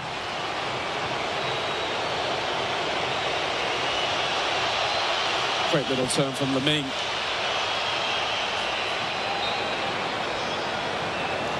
He's saying what you can do, I can do better. Absolutely. And we say, bring it on.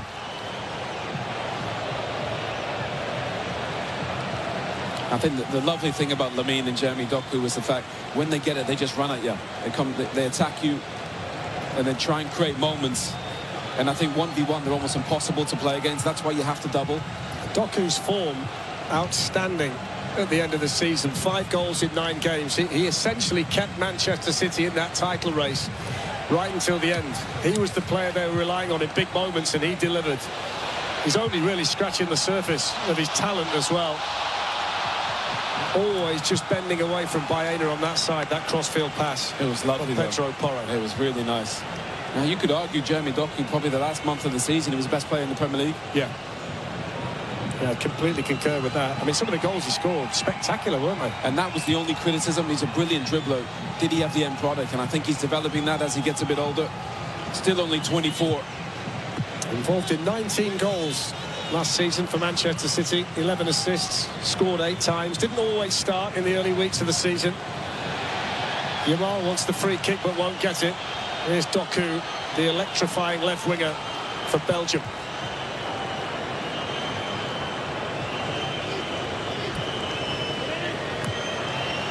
De Ketelaere waits for the cross. De Kuiper's coming on to that. Referee's given the free kick. Felt he was just slightly too aggressive there on Pedro Porro, but I think that's what they've got to try and do, Belgium. I love that. You know, the two fullbacks getting involved. Another great little turn from Lamine Yamal. But you think about De Kuiper on this left-hand side, and Castagna on the right. They're not afraid to join in. 2 players from the Premier League, De Kuiper at Brighton, Castagna at Fulham. So they're used to playing against this level of opposition. A lot of familiarity down there on both sides of the ball.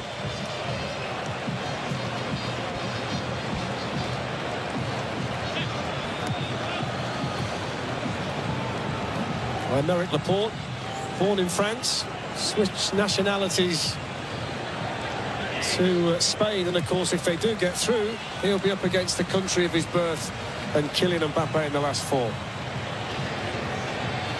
Yeah, that's amazing. Such a good player. I think all the great teams are built on great partnerships. I like that Kubasi Laporte one. I think the fact that so many of them down there have played under Pep Guardiola shows what the quality is. When you think about Rodri, Laporte, Kevin De Bruyne, Jeremy Doku, I mean, there's a lot of players down there. Porro was a kid at Manchester City early in his career. There's a lot of connections to Guardiola when you look down there on the pitch today. Well, there's a lot of connections out there on this pitch as well. See that football from Spain. Dani Olmo finds Pedro Porro. Lamine Yamal goes into a more central position. And they'll get the free kick here, Belgium. I think he's unlucky, Lamine Yamal. I think he just slips.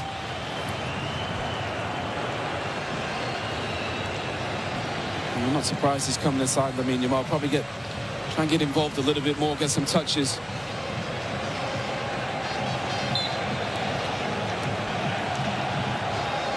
And he just falls over, gives away a free kick.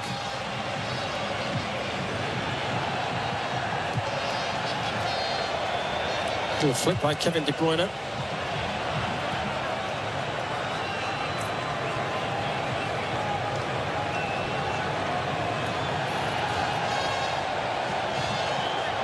I think there would be a certain irony if Belgium are able to pull off the win today, based on the fact they had this golden generation for 3 or 4 tournaments and always seemed to come up short when it really mattered.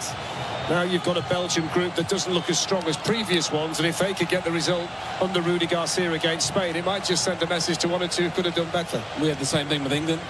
You know, we had all these brilliant players, but in the end, the most important thing is the team. This is an exceptional Spanish team. This Belgian team, they're sticking together. Credit Rudi Garcia has put a plan together, and it's working. They've gone from the golden generation to the olden generation. When you look at some of the experience, here's the kid Yamal looking to try and bend one in. He said it took a deflection. He's still waiting for his first goal in the World Cup. And that one flashes wide of Courtois' goal. And normally when he comes inside here on his left, that's bread and butter for him. Normally just whips those into the top corner. It's quite astonishing. He's going to turn 19 in a few days, Lamine Yamal. And he's already played over 150 times for Barcelona. He's already got 48 goals for one of the biggest club sides in the world. And when we see Lionel Messi at his age performing like he is in the World Cup, you wonder what the next few tournaments are going to look like for Yamal, who should become the dominant player in the world.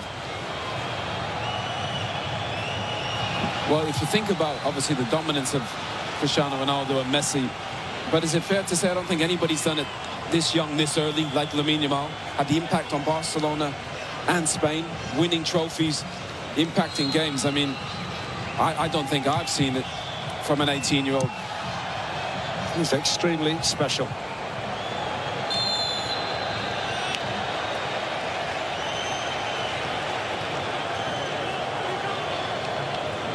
That's probably what he aspired to, though. The longevity that Messi and Ronaldo have created is just from another world. And he's right at the beginning of his journey. I did see something before the game started that I've never seen before in a commentary position at a World Cup. The fellow next to us, I think he's from Spain, was all set to do the job without his shirt on. He was sat there barebacked. He got the headphones on, no top on. Glad to say he stuck a T-shirt on at this point. Yeah, it's definitely hot. I think that's why the pitch is a little bit dry. The ball's not fizzing around like it normally would. I think it makes it harder to dribble on a dry pitch. Does it sap the legs as well a little bit when it's dry? Yeah, definitely. And that's why they put the water the pitches. It's dried up already in this heat. So time for the match break. We've got some interesting players on show today, the likes of Leandro Trossard, Marc Cucurella, Jeremy Doku, and of course, Lamine Yamal.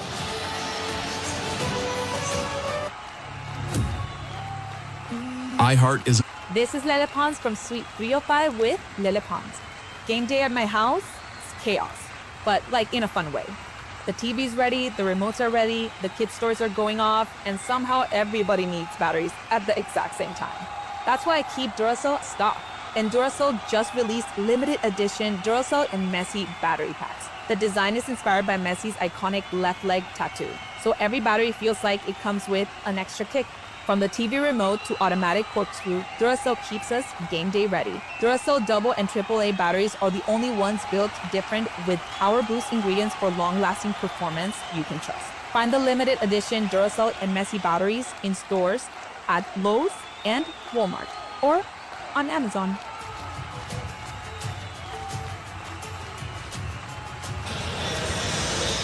So 0-0 in sweltering SoFi, Inglewood, California. The hydration break will have been very important to the players. They've also taken the opportunity to water the pitch and just make it a little less dry and sticky. The point that Owen made just prior to Michael Oliver calling a halt to proceedings for 3 minutes or so. Just to clarify as well, Yamal has scored a World Cup goal. He's not scored a knockout stage goal in the World Cup.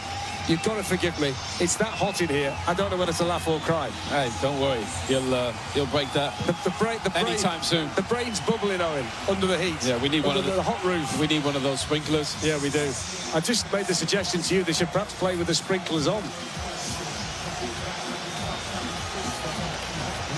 I think the interesting aspect of this point, though, is that Spain, as we expected, are dominating the ball. There is a difference in class between the two teams out there, but so far they've not got through to Thibaut Courtois, which will be seen, I'm sure, by Rudy Garcia as encouraging. Yeah, I think they've started okay. I mean, you'd expect Spain to dominate the ball. First of all, you have to get to Courtois, but then you got to beat him. He's a man-mountain in there. He's a man who's played 333 times for Real Madrid and won multiple Champions Leagues, league titles in the process. The Belgian goalkeeper, 115th cap today, so he won't be fazed by anything here in this World Cup quarter-final. The team ranked 3 in the world, Spain, against the team ranked at number 8, the team from Belgium.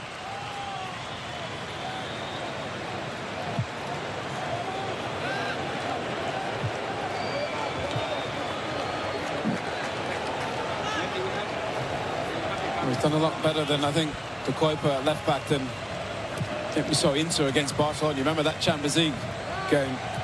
I mean, they just... DiMarco, the left-back, Owen, probably refuses to watch any game that Yamal's involved in. I think the whole team were just...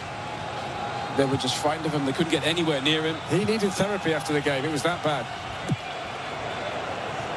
Yeah, he's really special. Just hasn't really got going yet.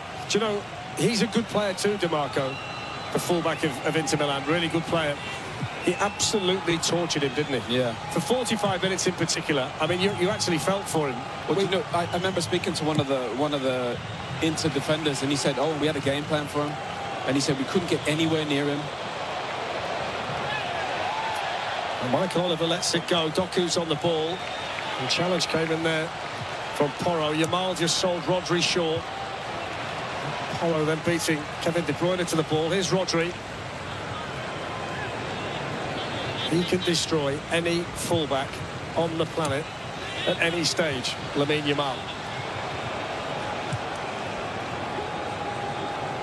Fabian Ruiz. Rodri. Now Kubasi.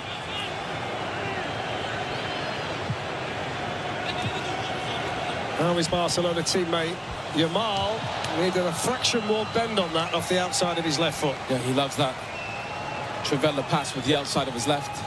The best one I've seen in the tournament was Vinny Jr. against Norway. Big time. I mean, they did have their moments in that game, didn't they, Brazil? Yeah. They just... Not enough of them. No. Especially when you're dealing with Erling Haaland. I did warn everybody. Yeah. They just didn't have enough. I actually thought the fact that they wouldn't get very far was never in doubt. There we are, we got it in for him. Here's Doku. 0-0 in Los Angeles. Raskan. Castagna. I like when they get up, Belgium. They all join in. The whole team's up in the attack. Two centre-backs. Look how high they are. But they're hard to break down, Spain.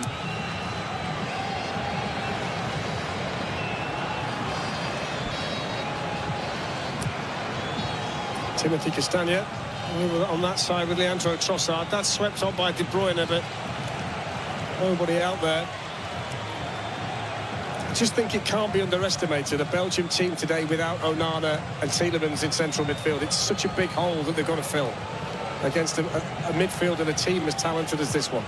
Yeah, Tielemans gives them control. Onana's got a huge physical presence. Porro looking to get the other side of Doku. Dani Olmo, good save. There's the follow-up 1-0. In by Fabian Ruiz, and Spain take the lead.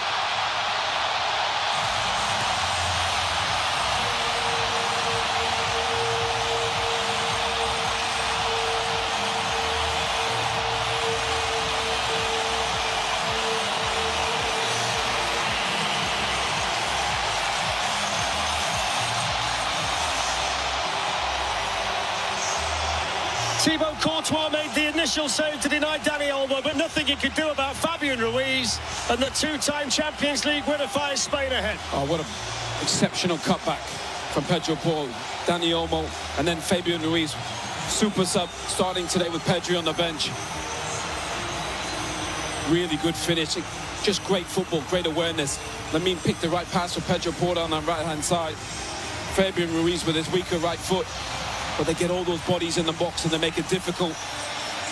That's the first goal that Spain have scored in a World Cup quarter-final since David Villa got one against Paraguay 16 years ago. They went on to win the World Cup in South Africa that year. It's also in the 10th goal they've scored in this tournament without conceding one, which is quite astonishing. Well, I mean, I think for Belgium, like, good luck now. You know, they've got one ahead. They don't concede many shots, haven't conceded a goal. They have all that control with all the possession. That's exactly what the manager wants. As soon as they get in those attacking areas, they're so efficient. A painful one there for Timothy Castagna. Fabian Ruiz was immediately calling for medical assistance. A collision there with Cucurella.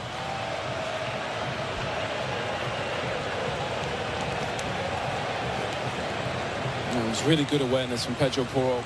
It's the only time we've seen him overlap on Lamine Yamal. Lamine Yamal saw the space. Jeremy Doku was just a little bit late, but we've seen that cutback so many times in the Premier League. I mean, it's just lovely football. Good way to pass. Cutback for Olmo. There's nothing Courtois can do.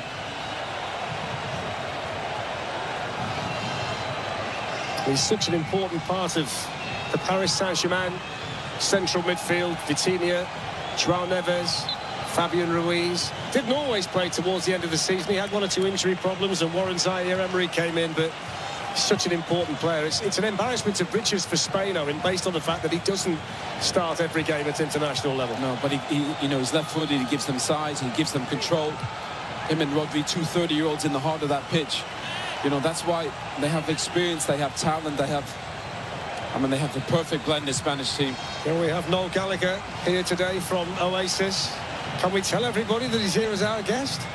Didn't you say he said it's the best stadium he's ever seen? He did. He sent me a message before the game. He said it blows away any other stadium that he's ever been in. He's been in a few, hasn't he? Yeah.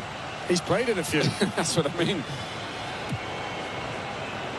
And they were in the Rose Bowl, weren't they, in Pasadena last summer as part of that World Tour. Kibasi for Spain. Lamine Yamal. It'll roll away from Doku, then he takes on De Kuyper, plays it back for Rodri, clipped in, there's COYI for Belgium.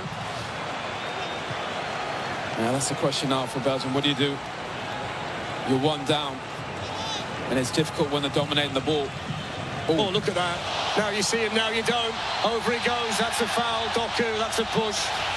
But that was brilliant. Jeremy Doku didn't like that at all, did he? So don't be dribbling on me like that. That's twice he's done Doku now, you know. He's starting to get the taste of it, Lamine Yamal. Look at this little shift. Oh, little bump from... It's definitely a foul from Doku. Left a little bit on him, just that left arm.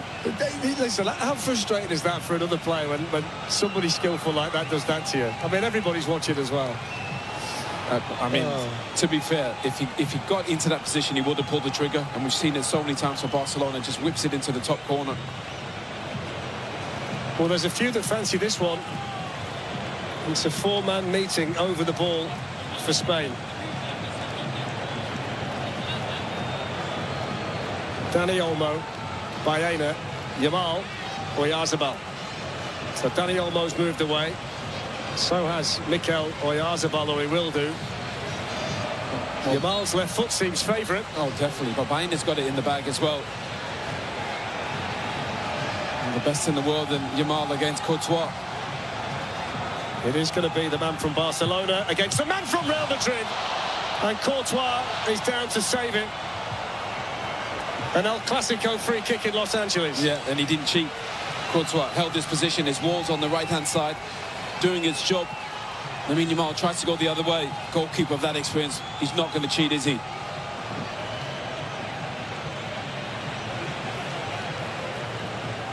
Ten minutes to play before half-time. Spain leading 1-0 through Fabian Ruiz, and here is the goal scorer. And Dani Olmo's going to run straight into Michael Oliver.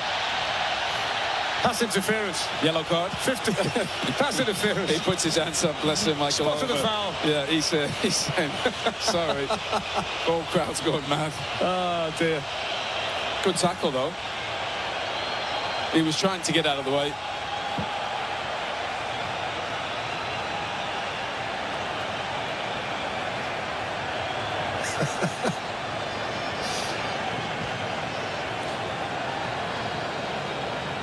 Little drop ball, Spanish possession. I think I'd like to see that. You know, the ref view camera. I'd like to see that. Surely they're going to do that. Yeah.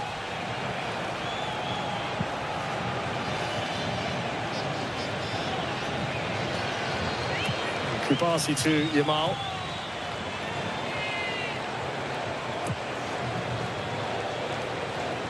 Aymeric Laporte. Baena's made the run in behind and gets it under control and fires it in.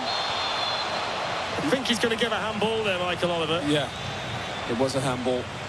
I love the run, though, from Baena. Coming in on the left-hand side. Lovely ball from Laporte.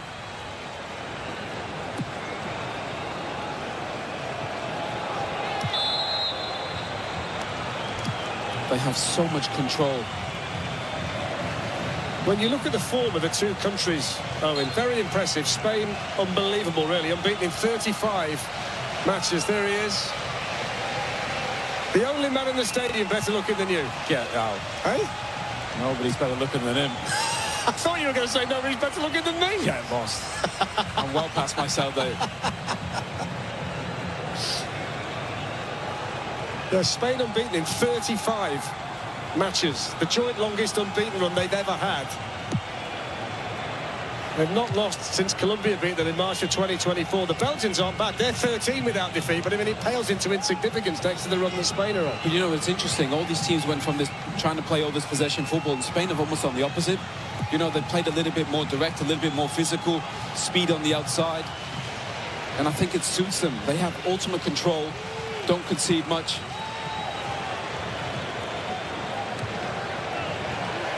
James Corden and the After Hours crew will be on Fox tonight for another nightly wrap of today's World Cup action with special guests. It's on Fox at 11 o'clock. We had the privilege last night of sitting in the studio last night. What a great night we had. Thanks to everybody for making us so welcome. Here's Olmo. Oyarzabal, the flick nearly got there, and COYI was vital there for Belgium. Up it goes now towards De Ketelaere, and Rodri back for Spain. I mean, they just can't keep the ball, Belgium. He's so underrated, Oyarzabal. He's smart because he's not a natural striker. He drops deeper again and creates another overload in midfield. He's got a great record, 29 goals in 58 games for Spain prior to this one, 4 goals in 5 matches at this World Cup, and he got 18 for Real Sociedad last season. Tell you started well in COYI. He's been in the right place at the right time 3 or 4 times in this first half, critically for Belgium. A very talented young centre-back from that talent factory in France, Lille. That's a Belgian throw-in. That's purely down to the determination of De Ketelaere. He's then got wrapped up over there with Laporte. You need to find a way to get him involved a little bit more in the game.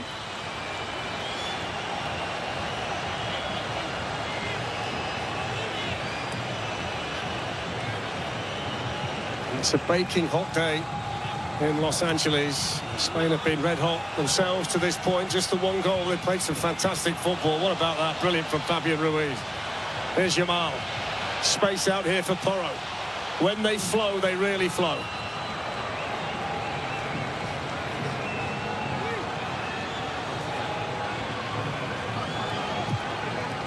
Rodri. Marc Cucurella. Dani Olmo. Oh, what a touch from Yamal. Gets away from De Kuyper, but then Doku and hits the side netting. He is sensational. The subtle brilliance of that is remarkable. Takes it across his body straight away. Absolutely leaves Doku for dead. Rather than go the other way, which he's so used to going left, tries to beat Courtois at his near post. Now he's warming up. He is indeed.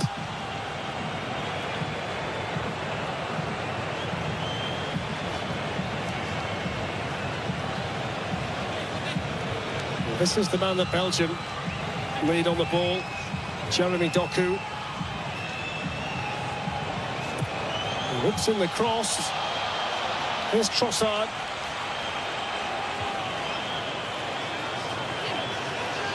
Castagna with a low ball in. That's away by Fabian Ruiz.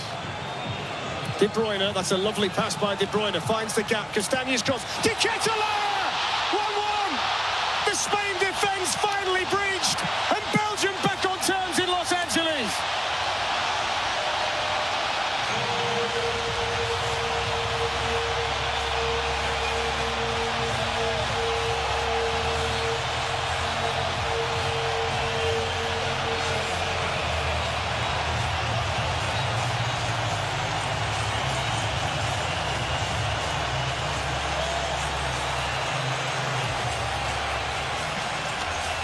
Well, it's exceptional football from Belgium, no question of offside. Watch this pass from Kevin De Bruyne first time. This is what makes it. Just here, first time. Into the pass. Watch the run from De Ketelaere.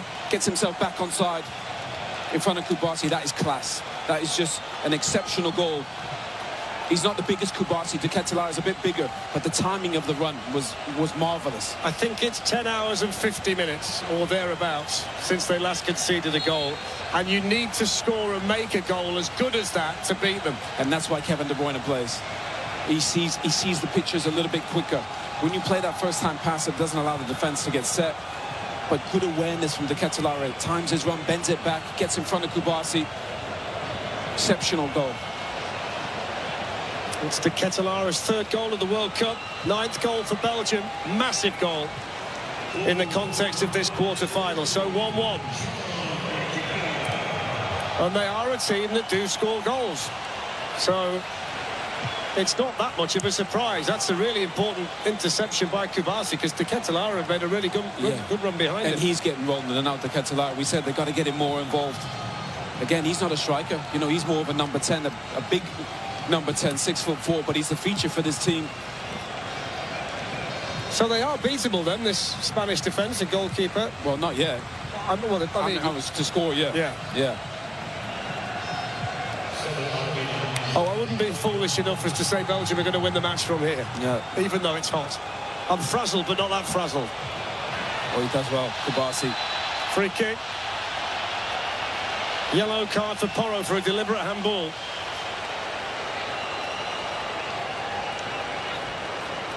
And that's just a little interesting twist. In fact, has he booked Kouassi? Yeah, it's Kouassi. Yes, he's booked Kouassi. Yeah, just a little tug. Yeah. And Kevin De Bruyne, he knew he was in trouble, falling over, laying on the ground. Coming up, we'll have the Bank of America half-time show on Fox. Couple of goals to break down. The goal scored by Fabian Ruiz and a brilliantly manufactured equaliser by Belgium that had Kevin De Bruyne's fingerprints all over it and Charles de Ketelaere on the end of it.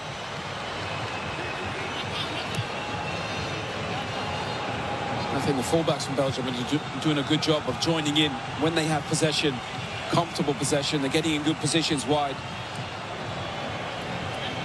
Timothy Castagne up against Alex Baena.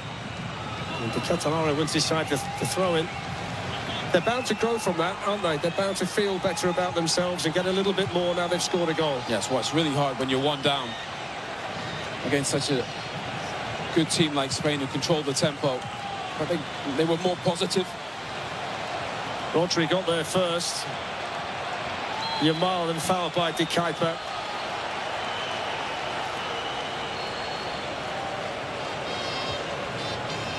Yeah. This is it. He times that run so well. De Ketelaere. Good awareness. When he's out there, you can see the whole picture. Kouassi to Laporte, the two centre-backs of Spain. Baena's moved inside again. Here's Porro, and now Yamal. Final minute of the first half. He started to strut his stuff again down this side. Porro with a shooting chance, but got nowhere near the curl on it that he was looking for. You see how quickly Jeremy Doku doubles up with De Kuyper. Luis De La Fuente just having a chat with his assistants. Again, that's that position from the fullback. Lovely ball from Castagne. What a great run as well from De Ketelaere to get across. Fantastic. Do you know what? And because he saw it all kind of develop, he was just waiting for that moment to get in front.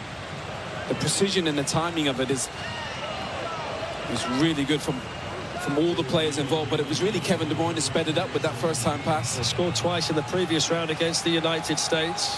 De Ketelaere, only 5 goals for Atalanta last season. As we move into 5 minutes of additional time here in Los Angeles. They'll be ready for a cooling down period, I think, the two sets of players.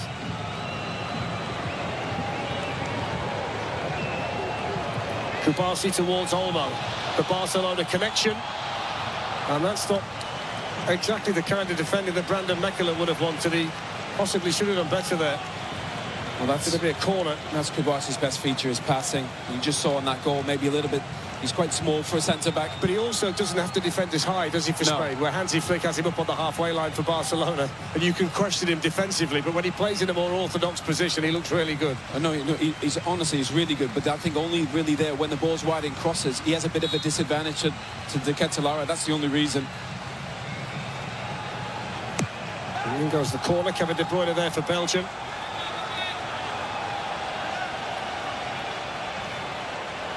What a magnificent footballer he's been. Maybe the greatest ever player from Manchester City. Well, that's travelled all the way through to Rodri. Fabian Ruiz, that's a vital block. Right into the midriff of Hans van Aken. Now the break on for Belgium. And Doku was in, had Dani Olmo not blocked it. Here's Olmo coming the other way. Now Baena.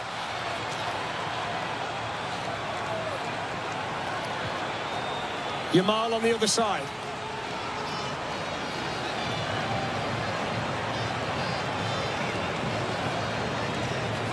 Baena's cross, and nobody there for Spain. I've got to go back though. the Dani Olmo interception may well have prevented a goal, because Doku's clean through on the goalkeeper if Dani Olmo doesn't get there. I know we're seeing the corner, but the big moment was that Dani Olmo interception. He's away, Jeremy Doku. Yeah, and there was a ton of space. A bit like that Barcelona, Hansi Flick's Barcelona, where the defence get quite high. What a touch that was under pressure. I think he's unfortunate not to get the decision there. He's doing the right thing, Pedro Porro, being really tight to Doku. You can't really let these skilled players turn. That's what Lamine Yamal does so well. He always faces up the defender. It's been a really good half, Owen. That's a painful one. That's right into the face of Mikel Oyarzabal, into his own teammate Dani Olmo, and Michael Oliver was right there, and he's saying, look, just get the medical team on straight away just to make sure.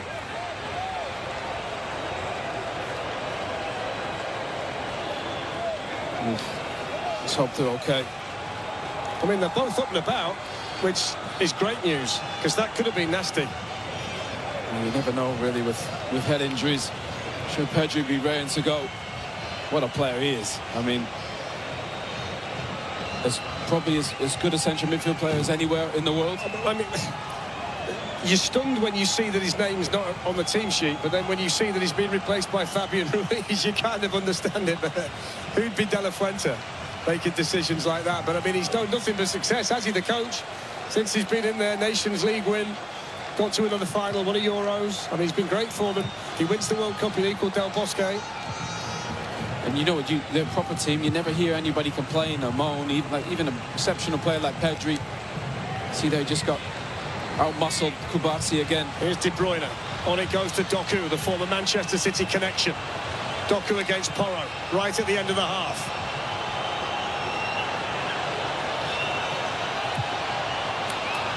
Just think he tried to do a fraction much there, because he got De Kuyper supporting him. I'm all for the flamboyance, but this is a World Cup quarter-final. Well, he looked at him and thought, no, I'm going to do it. Chop back. He's capable. I think he feels like he's getting out Yamal at the minute. Maybe. Yeah. Well, he started the better, didn't he? Then Lamar took over. They're hanging in there, Belgium. No, I'll give them that. Respect. I think since the goal, they've given as good as they've got, haven't they? I'm sure what a good team they are.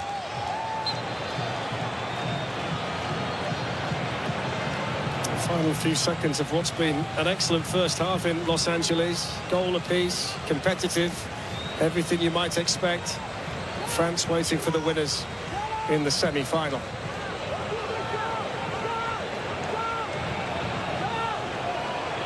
Rudy Garcia, just play it up. So that's half-time, and the players can have a cool down, have a think about things. Equaliser from Charles de Ketelaere, the first goal that Spain have conceded in the World Cup. Fabian Ruiz of Paris Saint-Germain had given them the lead. It's honours even here in Los Angeles in the quarter-final. It's Spain 1, Belgium 1.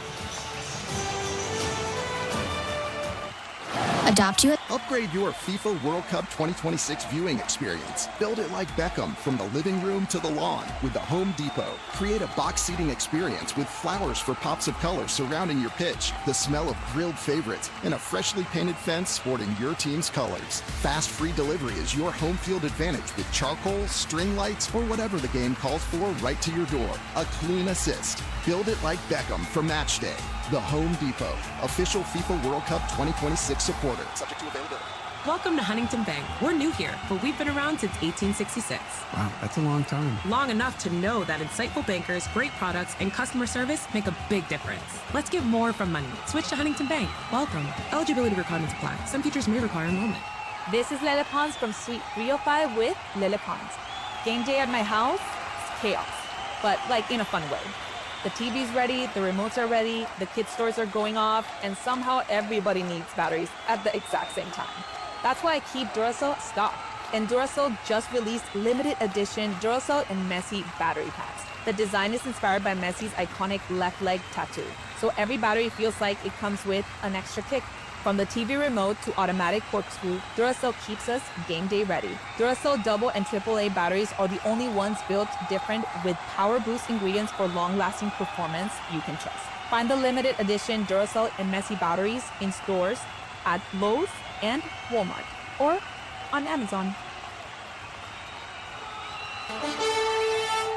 Time now for halftime here at the FIFA World Cup 2026 on iHeartRadio, presented by Fox One. And now a look at today's first half. 45 minutes in the books in Los Angeles in the quarterfinal between Spain and Belgium, and it is 1-1 right now. Welcome into the halftime show. Jackson Feltz alongside the All-American and national champion at North Carolina, Danny Jackson. Let's take a look at this first half. The first half recap is brought to you by the Home Depot. Upgrade your FIFA World Cup 2026 setup. Build it like Beckham from living room to lawn with the Home Depot. And take the fast free delivery assist. The Home Depot, official FIFA World Cup 2026 supporter, subject to availability. Fabian Ruiz started the scoring in this match in the 30th minute. A great build on the left. Porro to Olmo, shot saved. Back out to Fabian Ruiz, who puts it in the back of the net for the 1-0 lead. Then just a few minutes ago, 41st minute, Belgium finally getting a nice spell of possession on the right. A cross comes in to De Ketelaere, who puts it in the back of the net with his head, and that makes it a 1-1 game. That goal, by the way, ended Spain's 650-minute shutout run in the World Cup. Danny, your thoughts on the first 45 minutes? Well, I think for both teams, it's played out in the manner in which they would expect. Spain's dominated possession, kicking past 62% possession for this game. So far in this World Cup, the average has been about 65% possession. So Belgium knew that Spain would have the ball, as they have done, especially in that middle third of the field. The question is, how can they contain them in and around the 18-yard box? They have over in double figures of shots, only 3 on target for Spain. So they've managed to keep Spain in and around the top of the 18-yard box. We've seen Yamal get more into the game, take some pop shots coming off that right-hand side with his preferred left foot. But for the most part, Belgium have played exactly the way they would expect to play and want to play. They have been consistent in their possession. They've been solid and patient in their defending. And when they get a chance to cross the halfway line, they've been good and quick in the counter-attack. Olmo picked off one pass that almost released De Ketelaere once again as a one-on-one. Doku's been very lively that left-hand side, caused some problems. And De Bruyne has shown his class. That one-touch pass, that little reverse pass down the right-hand side, allowed that cross to come in, and De Ketelaere, getting his third goal in the last 2 games, gets in front of the marker and scores a great goal. So Belgium have done what they've needed to do and what they would expect to do, have less of the ball and execute when they get a chance. And Spain will be frustrated to give their first goal in this World Cup. Their last goal they conceded was in group play in Qatar in 2022. So they are rock solid defensively. They'll give up a goal. It'll be interesting to see how they respond now to that. Danny, the big news coming out of the pregame was Yuri Tielemans, the captain for Belgium, had to go out pre-match due to an injury there in warm-ups. Do you feel like Belgium has dealt with the loss of their captain in the first 45? Well, we talked about Tielemans being the general in the midfield. The captain has been given the captain's armband earlier this year, and he's played that role so well. He pulled them out of the trenches against Senegal with a decisive equalizing goal, scored that penalty, and then he was really the person that marshaled that midfield against the US and allowed Belgium to play they did. Coming injured. Now, don't forget, there's a double change this game versus US. Onana tore his ACL against the US. He was out as a starting player in their last game. So Vanaken and Raskin have done a really good job. Pressure's on. They've got to make sure they contain the likes of Rodri and Ruiz. We'll see if Pedri comes on in the second half at some point. Fantastic midfield player for Spain to come off the bench. But so far, those 2 players have done well. They've connected the passes in the middle third of the field to maintain possession when they can. They've also been a good shield for the back four. I mean, you got to think right now that Rudy Garcia is feeling a lot better than Luis de la Fuente right now in the halftime break, considering the injury, considering the changes, considering, how Spain, I would think right now Belgium is exactly where they want to be. They're exactly where they want to be. We mentioned in pre-game, Rudy Garcia is the head coach of Belgium, has not lost in 18 games. They started with a 3-0 win against Ukraine in March of 25, 12 wins, 6 ties going to this game. They have confidence. They're starting to find that muscle memory of getting results. They've shown it already in this World Cup. They started slow, started poorly. Now they're starting to get a bit of a canter, and they're starting to rise. And Spain, of course, haven't lost a game with Lamine Yamal on the field, which is just an incredible stat. 19-6-0. I was going to mention that. We talk about numbers. Just incredible. Something's got to break, right? For an 18-year-old, it's just incredible. Either Rudy Garcia is going to lose a game, or Lamine Yamal is going to lose a game, and it's going to set one loss on both of those marks. Yep. Something's got to give. We have 45 minutes to play in Los Angeles. The winner of this game will go on to face France in the semifinal in Dallas, Texas on Tuesday. We will take a break. We'll get to more here on the halftime show, including our keys to the second half for both teams. You are listening to FIFA World Cup 2026 on iHeartRadio. iHeart is America's #1 podcast network. Open the free iHeart app and explore podcasts like this. Chicago, 1989. White victim, female, pretty, wealthy. A white woman's murder shocks the city. A black man from the projects comes forward with information about the case. He says the police are his friends. But out of nowhere, he goes from star witness to prime suspect. And then that's it. They turn on him. The system is hungry for a conviction. Lee Harris is sentenced to 90 years. I get 90 years for killing somebody I have never seen. Behind bars, Lee finds an unlikely ally in his cellie, Robert. The pair are like chalk and cheese. There's no way their paths would ever cross on the outside. But as a fellow inmate, Robert sees through the lies and vows to do the unthinkable. Clear Lee's name. This is a prepaid collect call from an inmate at Pontiac Correctional Center. If you're with me, you're golden. I'll take care of you. Oh, I'm gonna be with you. You stuck with me for life. Together, they wage a 20-year war against Chicago's darkest corners. Corrupt detectives, jailhouse informants, an entire system built on fear.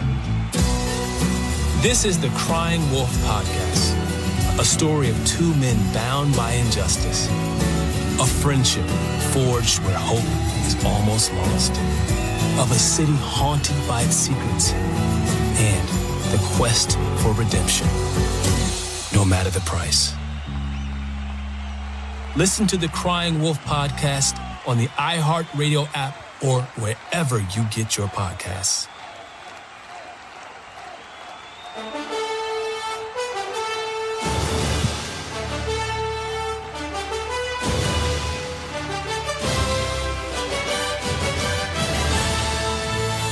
Welcome back to the halftime show. It's the quarterfinal in Los Angeles between Belgium and Spain. It's 1-1 right now. Fabian Ruiz has scored for Spain. De Ketelaere has scored for Belgium in this 1-1 game. The winner will take on France next Tuesday in the semifinal in Dallas, Texas. Our keys to the second half are brought to you by Fox One. The excitement of the FIFA World Cup is now streaming live on Fox One, the official English streaming platform to catch every unforgettable moment. Fox One brings the action straight to your screen so you never miss a goal. Download Fox One and experience the FIFA World Cup live. Danny, we talked the previous segment about how Belgium has this game right where it wants it. So for Spain, what are the keys to this second half and finding a win? Well, I think there's always the adage of possession with a purpose. I think Spain have found that, of course, over the years where they can pass a team to death and then at the final stage they can execute quickly. They showed that against Portugal. A little less possession against Portugal, 55% against Portugal in that particular game. I think it was at the very end where they had a cutthroat pass by Ferran Torres that found that open goal for Marino coming off the bench to score that goal. So I don't think Spain will panic in any way, shape or form. They'll know they'll continue to possess the ball. The question is, can they be more clinical in and around the 18-yard box? Can they find Yamal, who's getting into the game, who's playing well so far, get him into some better positions and not expose him so much on that outside? And then just make sure you sharpen the back for them. I think Kubasi is an undersized centre-back. He's shown he's been exposed a little bit on that header. He's been caught in the middle of the park, physically a couple of times. So when Lukaku potentially comes off the bench, who's a man-mountain of a forward, 3 goals on his World Cup campaign so far, mostly coming off the bench, that'll be an interesting area for Spain to make sure that they help each other defensively when Belgium do get in their attacking third of the field. And it does feel like Spain has the horses, at least on the other end, then, to be able to bring off the bench. I mean, Pedri, what a weapon to be able to bring off your bench. Obviously, Ferran Torres, you mentioned him. There is a lot of weaponry for Spain to bring on here to find that second. Yeah, Nico Williams will be another player, scored in the 2024 Euro final. He struggled through injury, but he's got some real pace. He can be a real change-up type of player. But, Oyarzabal has been a quiet quietly effective player in this World Cup. He's been quiet today. He's had a couple of chances in and around the 18-yard box, but he's got 4 goals on his campaign so far. They'll look to him to try and get that goal. But for Spain, it's going to be very much the same. Try and possess the ball and try and find those areas around the 18-yard box. Keys for Belgium, meanwhile. Well, Belgium, I think we said it, much of the same. Their game plan, as it was against the US. The US was all about changing the starting lineup, playing with some young legs. That worked out fantastically well. As soon as the US wobbled, they pushed forward and they really dominated, scored goals at the right time. Today, again, they executed on their one chance in the attacking third of the field, and they really had some good possession in and around the 18-yard box, and they exposed Spain. So I think Belgium will do much of the same. They'll be patient. They'll be fine with that. They haven't lost the goals, we mentioned, in over a year. And then when does Lukaku, the big man, come on? And we mentioned it just a minute ago. He is a physical presence. He could really expose Spain's lack of physical presence. Laporte is a good defender, played at Man City, and is now back in his home country of Spain. But Kubasi could be a player they could expose if they get the ball on the outside. Doku's been a threat. Get him more involved in the attacking third. I would be very, very surprised if this thing is 1-1 after a 90 or 120 minutes. I think we have some action coming. I think you could win some money on that one, Jackson. All right, we should have an exciting 45 minutes ahead. We'll get back to Los Angeles for the second half. It's Spain 1, Belgium 1 in the quarterfinal. We'll get to the second half next. You're listening to FIFA World Cup 2026 on iHeartRadio. iHeartRadio presents Stuff You Should Know. What's the Doomsday Clock, Josh? So the Doomsday Clock is a metaphorical clock that is overseen by the Bulletin of Atomic Scientists. It's a graphic representation of how close humanity is to self-inflicted disaster. They moved the second hand on the clock forward to 89 seconds to midnight, which means it's the closest that clock has ever been to midnight since they started. In 1947, when the U.S. and Russia were starting the Cold War, it was 7 minutes to midnight. We're now less than 2 minutes away from midnight. The furthest away it was from midnight was 1991, after the Soviet Union dissolved. It was all the way back from 17 minutes to midnight. I think it's a valuable thing because it just raises awareness every year with people. Just another thing to kind of say, hey, like, we're not headed in the right direction as humanity goes. All these things that have been developing for a while have been accelerated because of the threat multiplier of misinformation and disinformation and conspiracy theories. For the entire Doomsday Clock episode and everything else in the Stuff You Should Know universe, open the free iHeart app, search Stuff, and listen now. We are the NFHS. That stands for the National Federation of State High School Associations. But really, what we stand for, together with the OSAA, are the 99,000 high school sports and performing arts students in Oregon. And so we stand. We stand for the runners, debate team members, and basketball players. We stand for their coaches, officials, and adjudicators. We stand for the drummers, football players, and actors. We stand for the golfers, singers, and swimmers. We stand as the national leader and advocate for these essential activities and all who participate in them and make them possible. Because it is our purpose to ensure that high school students get to play, perform, and compete together. To learn more about who we are and what we stand for, visit nfhs.org. Live play-by-play coverage of the second half of today's FIFA World Cup 2026 match. Follow all the exclusive World Cup action on iHeartRadio. Spain 1-1 after 45 minutes. Rob, Javier, Mikel, Peter, back here with you. Teams have just made their way out onto the field. Mikel, what's important for Lamine Yamal and Spain here in the second half? They have to continue to start the game the way they started the game in the first half. Create chances, get the ball to Lamine Yamal because he's been absolutely superb in the first half. If they want to go on and win this game, he needs to be the guy to create those chances and hopefully get a goal. A ticket to a Tuesday semifinal in Dallas against France on the line. We'll see on the post-game show. Time now for the second half call.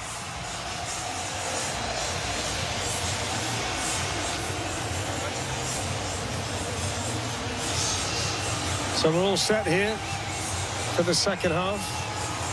There's the man that set Belgian hearts aflutter with the equaliser, Charles de Ketelaere.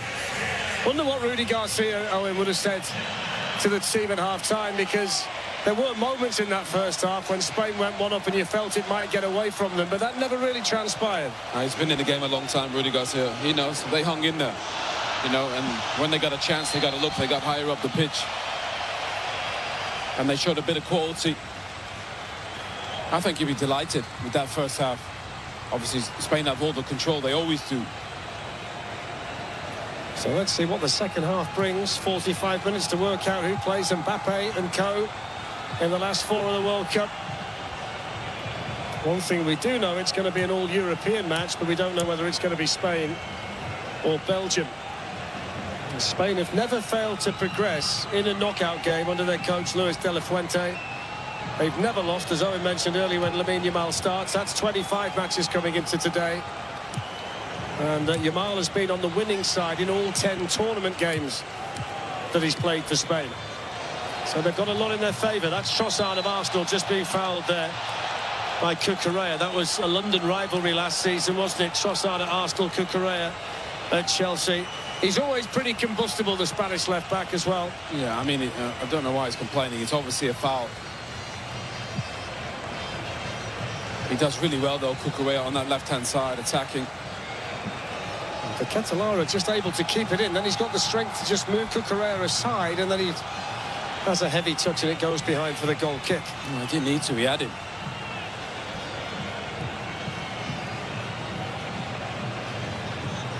Tell you what did surprise me. It's the furthest that Spain have got in the World Cup since they last won it in 2010. They found the group stages and the first knockout round difficult to navigate in the tournament since. Well, I think that transition from that exceptional generation, Xavi, Iniesta, Fernando Torres, David Silva. That's sloppy from Rodri. Gives it straight to Jeremy Doku. Goes through here towards Trossard, who was trying to get there. Off his line quickly was Simon, but that's very out of character for Rodri to give the ball away in a situation like that. Yeah, I just think they're playing a little bit different now, Spain. They're not playing like a traditional Spanish team. I think there's a bit more physicalness in there. I think before the Euros we saw Williams on the left and Yamal. They had speed on the outside. Normally it was all control. Now they're a bit more physical with speed on the outside. There's some good players on the respective benches. I'm sure we'll see Lukaku at some point. You'd like to see Luka Bacchio in this Belgium team in the second half. You mentioned Williams. He's available to Spain. Ferran Torres on the bench as well. Keeper's going to come here and just get there. Timed it right. Yamal was running through. The offside flag was up. I was waiting for that, I must admit. Just shows the experience there of Courtois not to do anything rash. Yeah, and it was interesting. Yamal's saying just an inch, but again, it's Kubasi. Yamal's trying to stay onside. A bit like De Ketelaere. Good starting position from Courtois. It's also interesting, I think, for Belgium. Trossard's on the left where he plays for Arsenal. Doku's on the right-hand side. Yeah, that's a switch that Rudy Garcia has made at half-time. So Doku up against Cucurella and Trossard, who was pretty ineffective in the first half. He'll have a go at Pedro Porro at North London Derby Field to it on that side. Tottenham against Arsenal.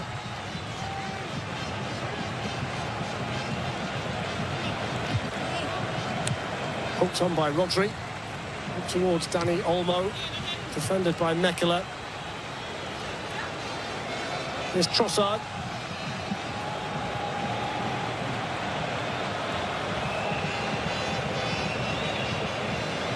Timothy Castagne, but that's sloppy.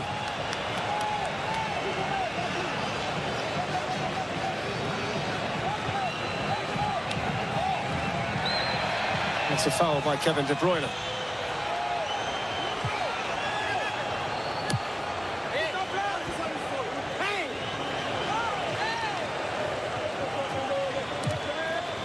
Rodri loses it. De Bruyne picks out Doku.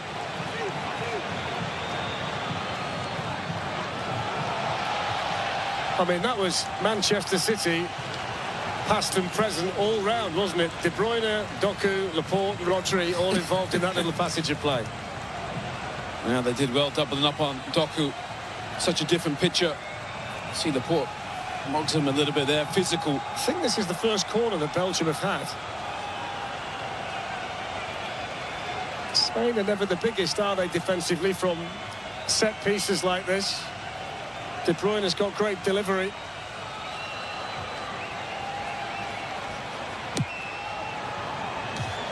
And that's powered away by Porro, but there was a foul in there. Spain bidding to become the third reigning European champions to win the World Cup. West Germany did it in the early 1970s. Spain themselves, when they won the World Cup in 2010.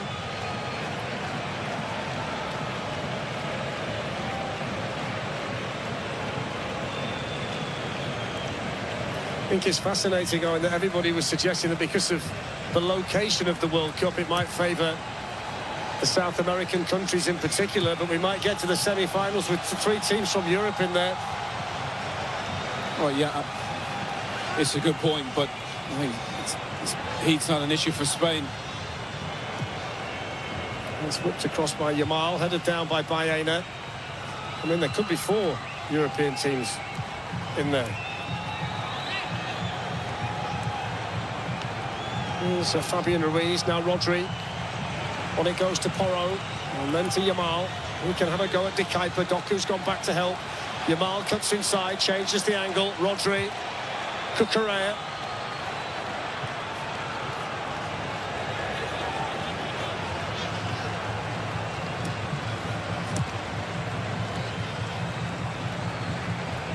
Here's Kubasi. Porro first time to Lamine Yamal. Cucurella lets it run, Fabian Ruiz. Oyarzabal didn't get there. Cucurella looking to dance through, and then the shot from Yamal. It was deflected, it's wide.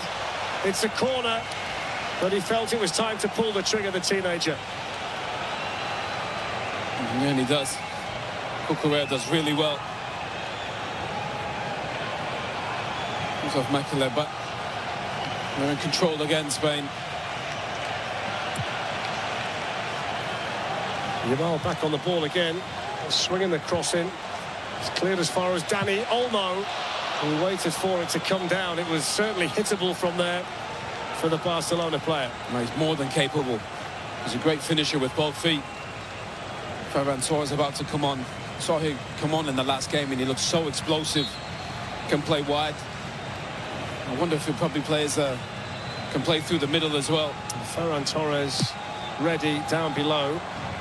And Pedri, who was left out from the start, is ready down below as well. So De La Fuente is going to be the first coach to make changes here. I think the way that you use your substitutes in this heat is going to be important. Fabian Ruiz. Rodri. Cucurella.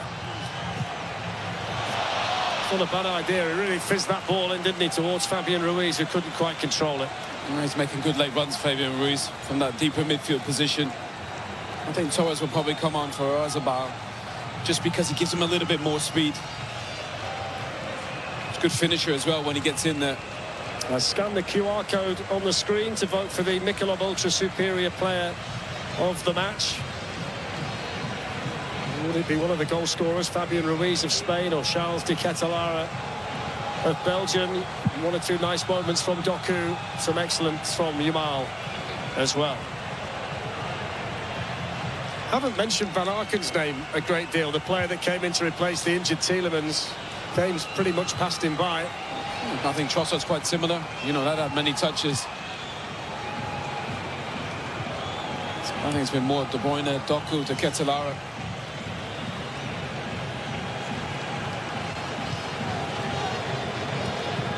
Ngoy, Castagna, Trossard.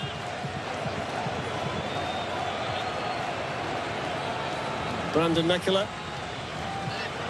Now Kevin De Bruyne. Here's Jeremy Doku. Porro out there for Spain. De Ketelaere joined in the middle by Van Aken. Little layoff, first time De Bruyne pulls it back. There's the shot, offside, nets it. Maxime De Kuyper. But he's still got that ability, Kevin De Bruyne, to play exactly the right pass at the right time. King Kev. Watch his pass from Kevin De Bruyne. Same as the other side. First time. Beautiful. He had a bit more time. Doku tries for the cutback. But that first time pass makes it impossible for defenders. He might be 35, Kevin De Bruyne, but his speed of thought is still there.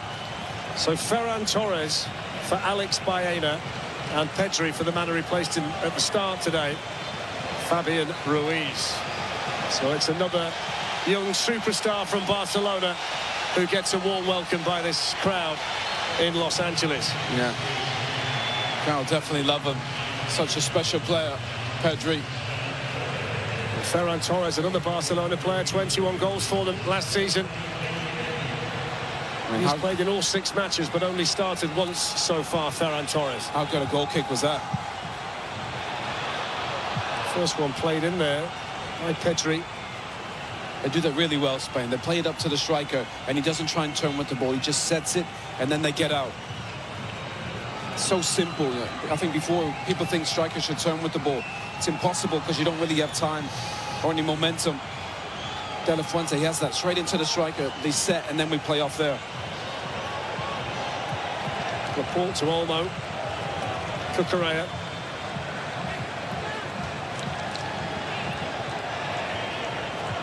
Rodri to Pedri.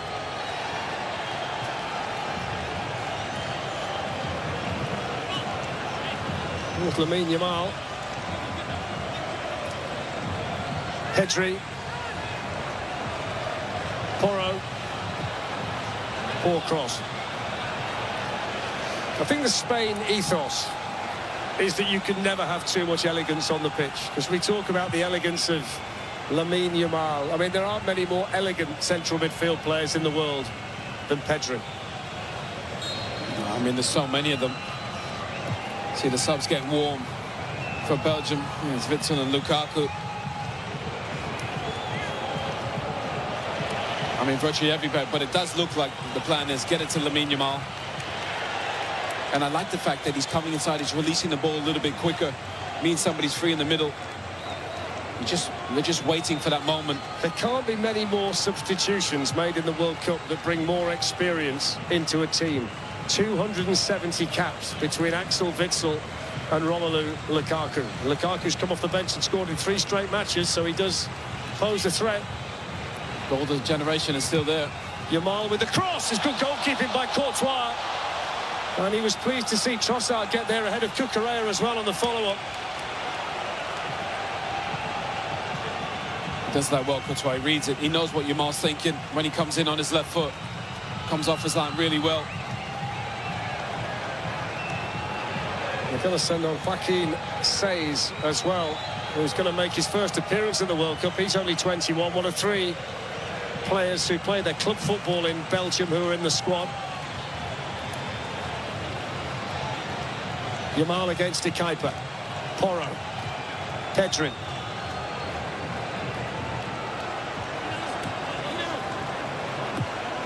Intercepted by Jeremy Doku. Quickly on the move for Belgium. Bundled over by Yamal right in front of Michael Oliver. Yamal saying to Doku, don't be intercepting my passes. I think Doku might have felt he owed him that one after the first half. Yeah, definitely. I like that, though. A bit of competition's good.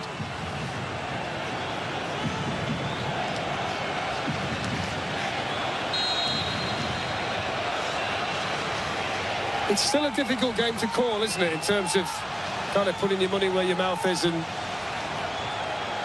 being sure about how this might actually end up. There's enough from Belgium when they get to situations like this to tell you they can score again. Especially if De Bruyne gets a look. You know, he hasn't had many touches, but they've been decisive. Rascan's pass to Ketelara. Was hoping Van Aken ran through. Brandon Mekkeler's header taken down on the chest by Dani Olmo. I like the positivity from Garcia, though, bringing on Lukaku.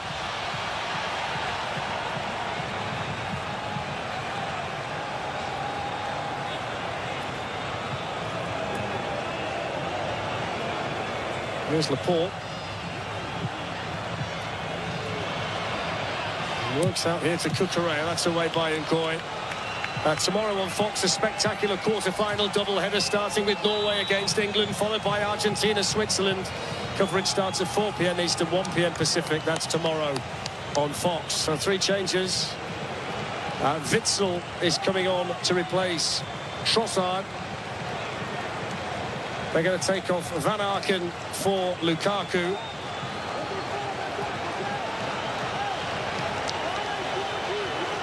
And Says is coming on to replace De Kuyper.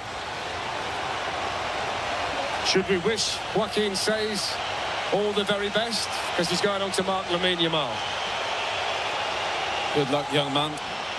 I thought the Kuyper did a really good job actually on him. Made Yamal come inside, didn't really get beat on the outside. Goal was straightened really from that overlap from Porro. So Axel Witsel on it's his 140th cap for Belgium. He's second all-time behind Jan Vertonghen, 37. His 4th World Cup. Lukaku on to win his 132nd cap, so they've been around a bit. Here's Yamal. Hits the shot, Courtois with the save. Well, that's the first mistake. You can't allow Yamal to get on his left foot. He's got to make him go down right. Not in on that left-hand side. You don't want Yamal coming in on his left. Make him get on his weaker right. Well, one thing Lukaku does provide for Belgium is goals. He's got 93. He's 63 ahead of the player in second place on the all-time list. That's a lovely spin by Doku. Played through now to Raskan. Lukaku's in the middle. Desperate for the cross. He's pulled back by Raskan. Did that hit an arm in there? There are 1 or 2 appeals. There's the shot on the turn. It's saved by the goalkeeper, and now they'll start to say to Michael Oliver, should we be looking at that? Oof. And I'm sure they will. It's a decent ball in. Oof. Let's just have Mark Clattenburg's view. Mark, you've just seen the replay. What do you think? Yeah, wait. First of all, it comes off a teammate, and the law changed last year that if it comes off a teammate from a short distance, even if the arm is out, it wouldn't be given as a penalty. See, he's always correct and incisive, our Clats. I like that. Yeah, we like that. No hanging about, no overtime. Just tell us how it is. Yamal against Says. Baptism of fire for the youngster. There's the shot, good save. Oyarzabal for Spain, and Courtois is having to do his thing to keep the Spanish out. Yeah, you look at that sub now to Kuyper for Says, and you think, why, yeah, he was doing such a good job. In 2 minutes, Lamine Yamal, look at that little ball. Good save at his near post. Got it covered. The one thing you don't want is Yamal sensing weakness. And I think right now he senses weakness out there. Olmo. Porro.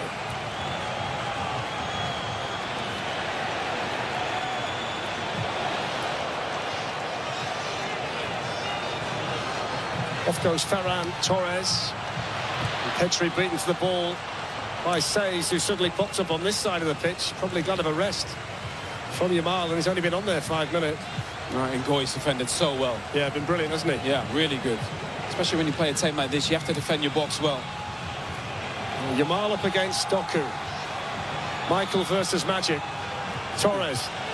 Yamal. Good defending in there by Raskan, who's a real terrier in central midfield for Belgium, and he needs to be.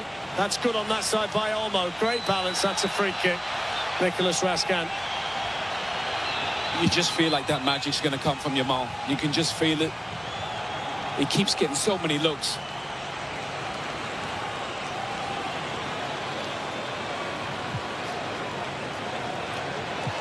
"27 hot minutes left to play in Los Angeles. Fabian Ruiz for Spain, Charles de Ketelaere for Belgium.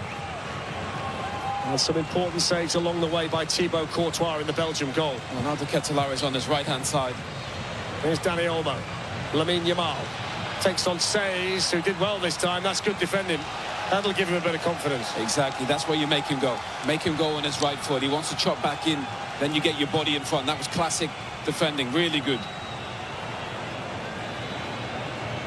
I mean, one point you would make about these Courtois saves, and Peter would be the first to tell you, they are saves that you expect a goalkeeper of Courtois' calibre to make relatively straightforwardly. Yeah, and he's not taking any risk trying to catch it, just pushing it away. You're not going to beat Courtois with that. That's to be higher up in the goal.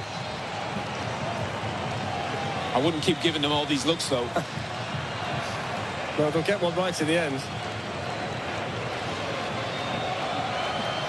It's worth making the point based on the fact Rudy Garcia sent on some substitutes. Before today, 5 of the 13 goals that Belgium had scored have been scored by substitutes. So they do get the impact off the bench. Here's Petri. Well, Yazabal has had a quiet game. Now Cucurella. Pedri to Olmo, flicked around the corner to Torres. Now Yamal. 4 Barcelona players in succession having the ball for Spain. Here's Doku of Manchester City. He'll get the free kick and he's pleased about that. I'll tell you what, the defensive work from COYI is amazing. He has a right centre-back and he's read that Yamal's going to get into a 1v1. He's gone across to help his left-back. In time that exceptionally well.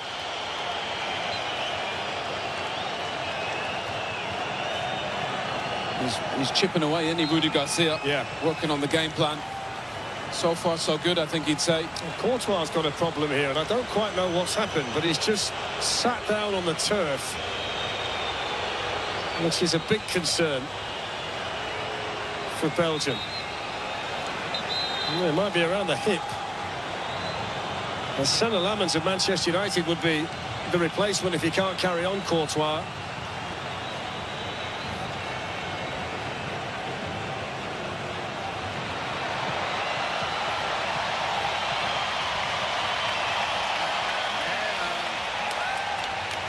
Good time. So time for the match break at this point.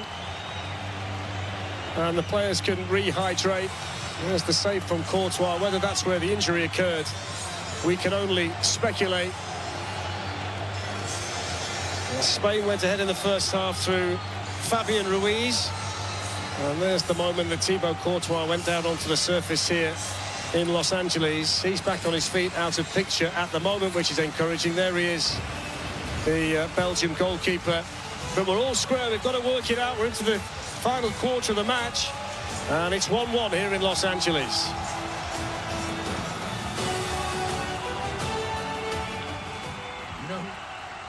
Jay's. Upgrade your FIFA World Cup 2026 viewing experience. Build it like Beckham from the living room to the lawn with the Home Depot.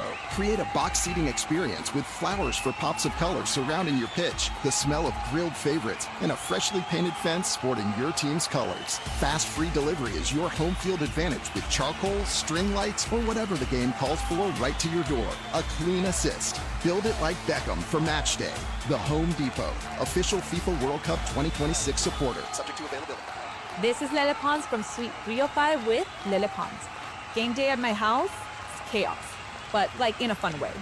The TV's ready, the remotes are ready, the kids' stores are going off, and somehow everybody needs batteries at the exact same time. That's why I keep Duracell stocked. And Duracell just released limited edition Duracell and Messi battery packs. The design is inspired by Messi's iconic left leg tattoo. So every battery feels like it comes with an extra kick. From the TV remote to automatic corkscrew, Duracell keeps us game day ready. Duracell double and AAA batteries are the only ones built different with power boost ingredients for long-lasting performance you can trust. Find the limited edition Duracell and Messi batteries in stores at Lowe's and Walmart or on Amazon. Really is a magnificent setting for this World Cup quarter-final. It's a good game as well. 1-1 between Spain and Belgium. And the good news is that Thibaut Courtois is on his way back out there, so it looks as though it's nothing too severe. One thing that is in Belgium's favour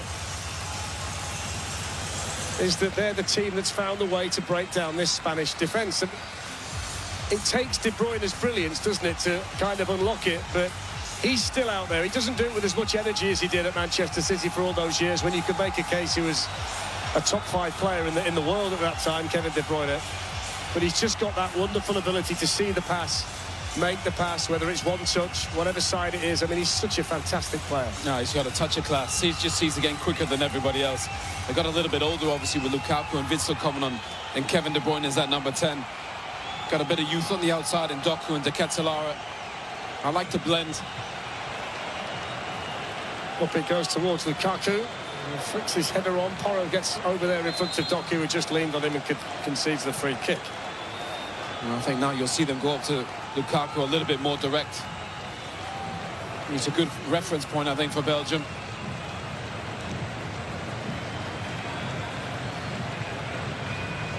I also think as well, at this stage of the World Cup, in heat like this, it's who handles the last 15 minutes the better. Who's going to be impactful off the bench, because you've got to make changes if you're a manager. Who's got the most left in the tank at this stage of a competition? You've got to factor that in now. Well, we've seen the biggest players step up in every game, whether it's England, Argentina, Norway, France. All the stars have stepped up. Cucurella to Oyarzabal. Back it goes to Pedri. Rodri. Cucurella's made the run and gets the header on, and then it's powered goalwards by Ferran Torres, but the offside flag was up. Did not get some power on the header. Well, they are going to change the goalkeeper. Look, there's Senna Lamens. This is a big moment in this match. So Courtois has gone out and given it a go and can't carry on. What a critical change this could turn out to be. It's the first time he's played. He made his debut last November against Liechtenstein, and I've got to say, the Manchester United goalkeeper's jersey has been a poison challenge for a period of time. A lot of goalkeepers have found it difficult to replace the big fella who's with us today. It's an emotional Thibaut Courtois, but didn't Senna Lamens do well when he got into that Manchester United team last season? He's been a revelation in goal for Manchester United. It's very calm, very, very calm. Doesn't make many mistakes. Think about, you know, for Belgium, losing Tielemans in the warm-up, who was the captain. Courtois used to be the captain. I mean, losing two such experienced players. Onana in the previous match. Yeah. I mean, the odds are stacked against them, aren't they? You know, they're just trying to hang in there. Rodri ahead of De Bruyne. He's a capable replacement, though, Lamens. Yeah.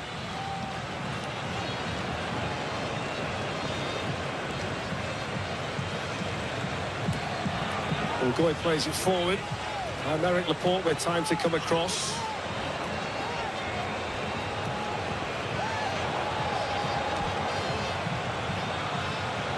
They're playing De Ketelaere really wide on the right now. He was through the centre when he scored the goal. Just wondered if they might take a bit of a gamble and try and get him closer to Lukaku and give them a couple up there to try and put some pressure on Kubasi and Laporte. The problem, that would leave Cucurella the freedom to attack. So I can understand that Ketelaere, with his youthfulness, can track. Would you not be better off with Luka Bacchio in that position, though, if you're going to play him wide? Potentially, but he's so decisive. I think the Ketelaere, with his finishing, with his size on set pieces. Here's Porro. 18 minutes of normal time left to play. Ferran Torres. Lamine Yamal. There's your recommendation again. Versailles, the left back, get him on the outside, get him on his right foot. Yeah. Allow your centre-backs to deal with the cross. You want these top players, the best players. You're trying to minimise risk. That means you put them on the weaker foot. It's the same for everybody. He must be crestfallen, Thibaut Courtois. He's had to galvanise his group. Rudy Garcia. Flicked on by Romelu Lukaku. Defended over there by Porro. That's a nice pass to pick out Cucurella in space. They're going a little bit too direct, Belgium, I think, into Lukaku. Could do with getting the ball and play a little bit more.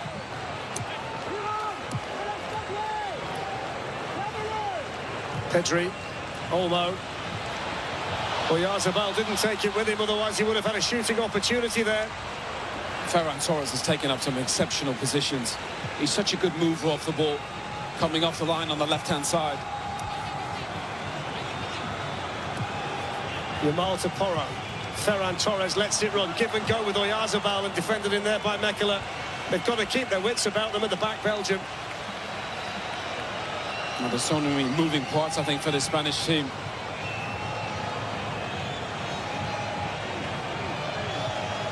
Olmo. Yamal. Cleared away by Nicolas Rascan. Here's Pau Kubasi. Rodri. Little flick by Ferran Torres, but Says has got time to come across. He's done one now, Says. Found his feet. That's nice and composed from Mekela. And then lifted forward by Castagna up towards Lukaku. And Laporte just allows the ball to float over him.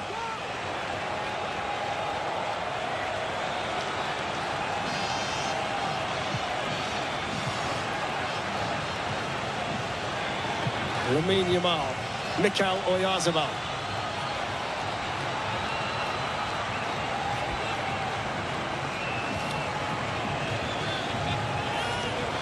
love that about Yamal. He always faces up the defenders.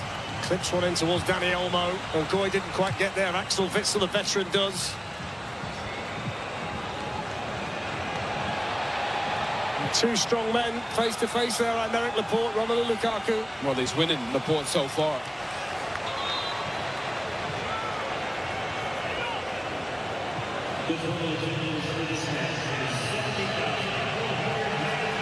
Just over 70,000 supporters in the stadium, thoroughly enjoying it, aren't they? You'd say it feels like a lot more in here. Yeah.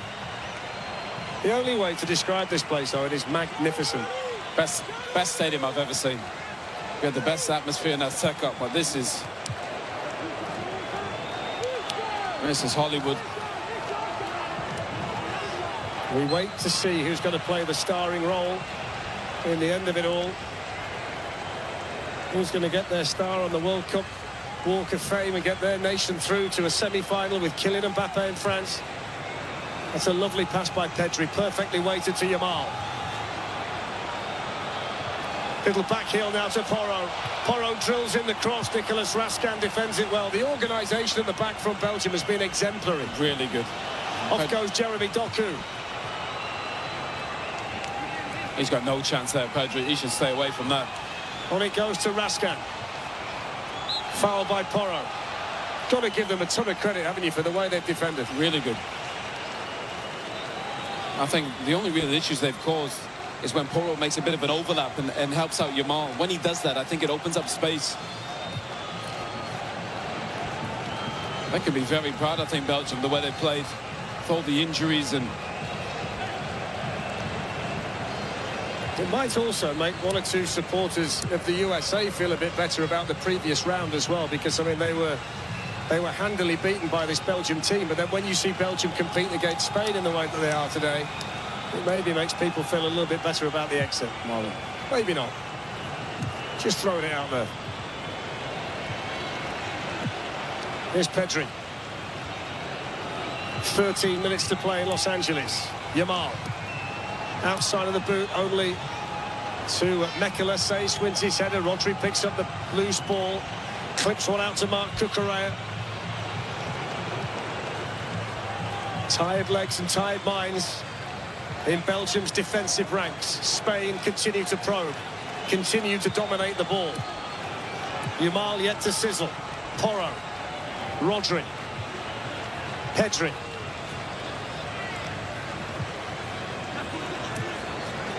Yamal again. Pedro Porro.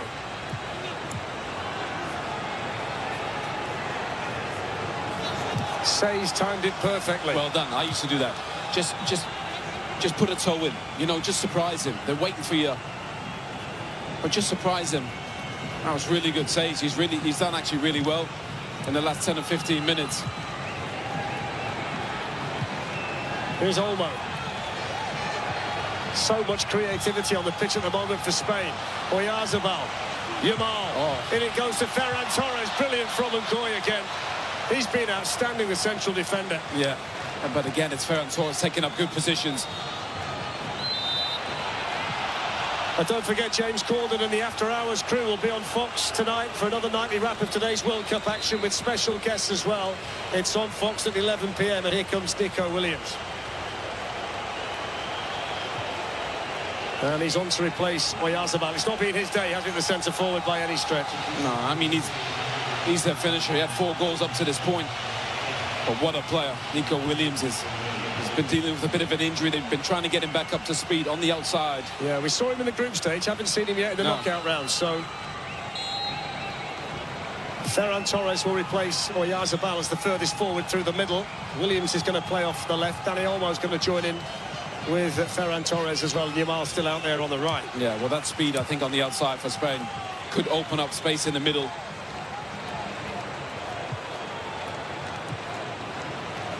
Here's Porro. Moving towards the final 10 minutes. Yamal. Porro to Rodri. To Pedri. First touch now for Williams. Takes on Castagna. And that's a poor cross.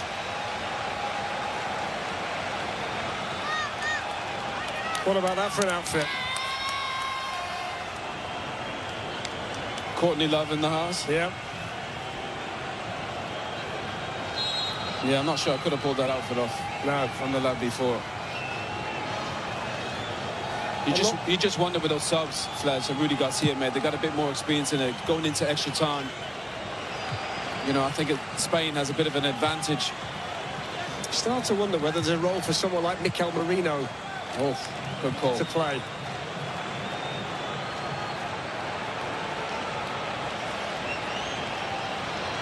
And Kevin De Bruyne has gone down here for Belgium. And surely they can't lose another experienced player.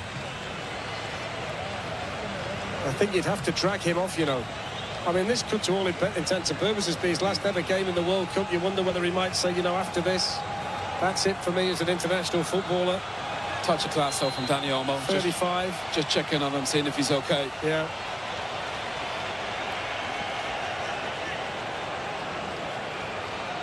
You just wonder about that heat. A little cheer around the stadium in the background because they've just showed Myles Garrett on the screen, who the Rams have just traded for from Cleveland. Whether that entices Aaron Donald back as well, but they're certainly going to have a formidable defensive line, aren't they, next season, the Rams? Yeah, I mean, talk about sportsmanship. I just saw Dani Olmo give Kevin De Bruyne a little drink. Here's Cucurella, just kept the ball in. Pedri inside to Williams. Witsel was there for Belgium. Williams, Rodri. Clips one out here to Yamal. And straight at Says, controlled by Witsel, then by De Bruyne, and away it goes to Doku. They don't lack for composure back there, Belgium, do they? When the crisis comes, there's Kovacic just caught by Raskan, and that's a free kick.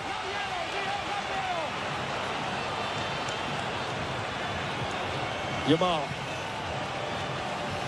It'd be nice to see Yamal actually make a run and behind. He wants everything to feed, which is understandable. And sometimes just make that run and behind. Pedri's pass dinked in towards the run of Williams.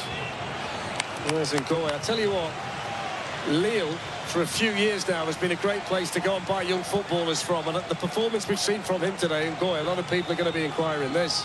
Salamakers, who's ready to come on. You wonder whether he might come on to replace De Bruyne, you know. Yeah, that's probably the one. I mean, Ngoy's only 23. I mean, Lille, if anybody, whoever plays for them is going to go play for somebody big, for big money. Talent factory, almost like no other. Another one who's had a good World Cup at centre-back. We've seen him a couple of times. Lukumi for Colombia, who's at Bologna at the moment. Yeah. Really good player. Bit more experienced, a bit older. Nice left foot, but I think Ngoy, with his age and his profile, I mean, he's at the top, but he'll go even higher. So Salamakers is ready. The AC Milan player. That's the one. As Rodri pings one in, Yamal in behind. The first touch was nice, the second one not so special.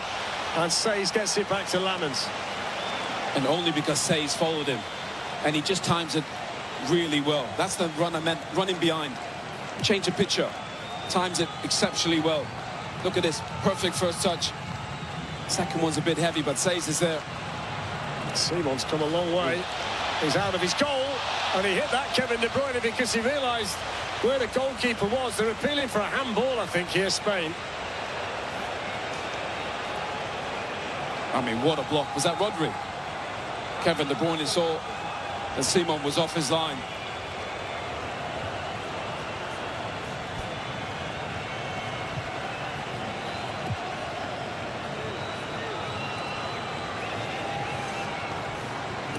Six minutes left. Plus stoppage time.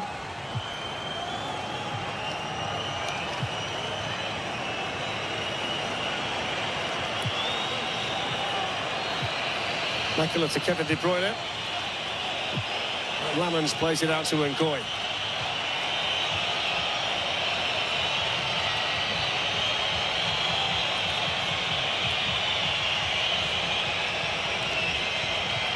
Raskan up towards Axel Witsel. The Catalara went in. Petri plays it forward. That's a WWE move from Kevin De Bruyne. He's going to get a card for it. Well, he ripped his head off. What a touch, by the way, from Ferran Torres. He absolutely does Kevin De Bruyne. That's why he drags him down. The touch before from Torres was a touch of class.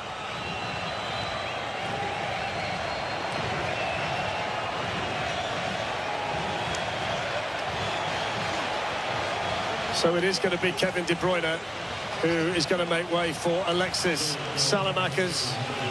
And the captain's armband has been passed on to Romelu Lukaku. If this is the last time we see De Bruyne on a World Cup stage, hasn't he graced it? One of my favourite players of the last decade. Honestly, watching him play football was a thing of beauty. Even he played 2 first-time passes that affected the game today. And I mentioned Mikel Merino about 5 minutes ago, and he's now on to replace Dani Olmo, so don't sleep on him. If anybody can find the winning goal, it might well be this fella. I mean, he's a central midfield player, but he pops up with some of the biggest goals. We got the injury time winner against Portugal, remember, in the round of 16. He'd only been on the pitch 6 minutes. How many good players do they have on the bench, by the way, Spain? Astonishing. Yamal's pass, Torres. Clips in towards Williams at the far side, away by Castagna for Belgium.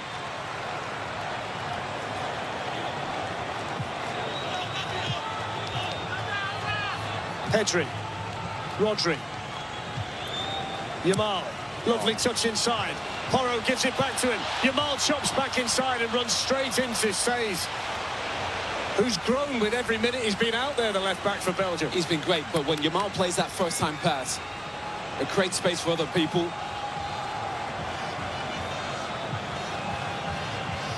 Nico Williams. Has to be better than that. Nicolas Raskin was in the way. And Lukaku hasn't really been able to get involved too much since coming on, but he's chasing down Kubasi here.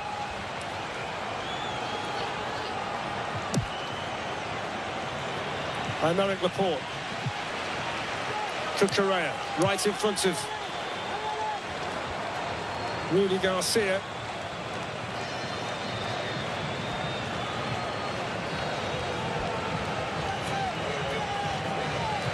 Pedri to Cucurella.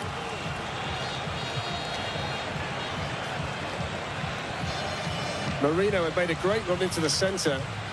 Here's Kubasi. Can hit one, Kubasi! Oh, he's spilled in the keeper, and they've scored!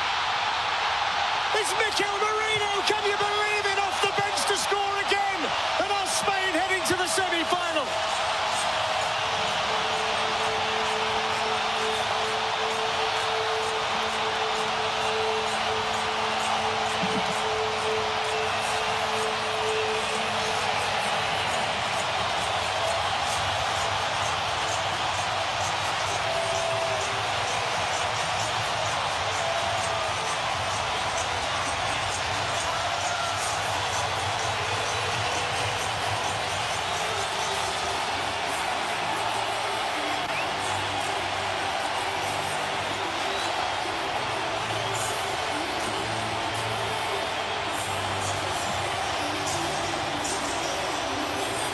It's Belgian tears, Spanish celebrations, and Mikel Merino is the super sub again. I mean, he always seems to do it for club and country. You think about Courtois going off, Lamens, he's normally so steady in goal. He just drops it straight in front of him, bounces a bit awkwardly, can't grab it, and Marino's just quicker. And Goy, for once in this game, wasn't the first defender there. He just has a feel, Mikel Merino, for big goals, big moments. Well, it took him 6 minutes to score against Portugal. It's took him less than 2 minutes to score a decisive goal here for Spain against Belgium. But you think about the difference. Belgium have had to take up. Tielemans got injured. Courtois had to go off. And Spain are bringing on all this.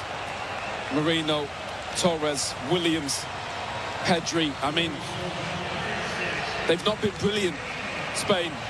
But I feel sorry for Sonny Lamens. He's had a brilliant season at Manchester United. Just bounced in front of him awkwardly. Do you know the fact that he's come on, though, Merino, and scored the goal is one of the least surprising aspects of the day, because we know that he can do it, whether that's for Arsenal in the Premier League and the Champions League or Spain in an international tournament. He's a player with a knack when the big moments come. And that's something I don't think you can teach in any sport. He just has a feel for where to go and where to be. Well, they've got stoppage time, Belgium, to try and work this out. And they've got to find a goal from somewhere. Otherwise, it's going to be Spain against France in Arlington in the semi-final. It would be the second World Cup meeting between them. The French won when they played each other in Germany in 2006. The last time they played each other, it was 5-4 in the Nations League. So we'll take that again if it is going to be France against Spain. And we've got 7 minutes, a minimum of 7 minutes for Spain to hang on and Belgium to find a goal. Oh, everybody talks about how deep France is. But how deep is this Spanish team? Now they've got Salamakers up there with Lukaku.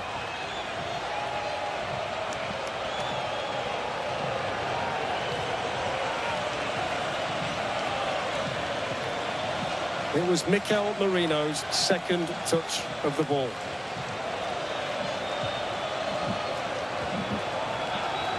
Jeremy Doku. They need magic from him now, Belgium. De Ketelaere. Doku smothered by Porro, and he handled the ball in there. It's a free kick to Spain.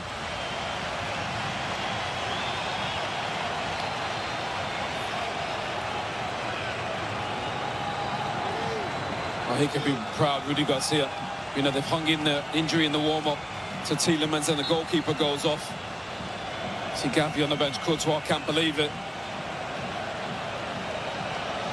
They defended well, Belgium, but you have to say Spain haven't been at their absolute best. But they've done enough. Oh, so far. It's a Belgium team minus Onana, Tielemans, Courtois, and De Bruyne's race was run as well. Doku plays it on, Salamakers in. The goalkeeper's come miles out. Is this the moment? Oh, it's away by Laporte, and somehow Simon catches it. How good's he been, Laporte? I mean, you almost never see Simon make a mistake. That's why he plays ahead of David Raya. Everybody thinks he's one of the best goalies in the world, rightly so, but he just got caught out. Sometimes just stay in your goal. Well, maybe there is still hope for Belgium. Raskan, De Ketelaere to Doku. They've got to take chances. Ooh. That's a foul. That's not nice by any stretch from Laporte. He's absolutely flattened Jeremy Doku there. Yeah, put his hands quite high on his face. Laporte, well done, just saying sorry.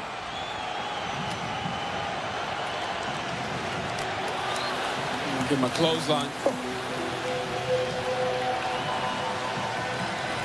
I don't think we've got any wrestling references in this World Cup. I think the clothesline fellow was hacksaw Jim Duggan, wasn't it, if memory serves me correctly? Hulk Hogan will be proud, wouldn't he? Well.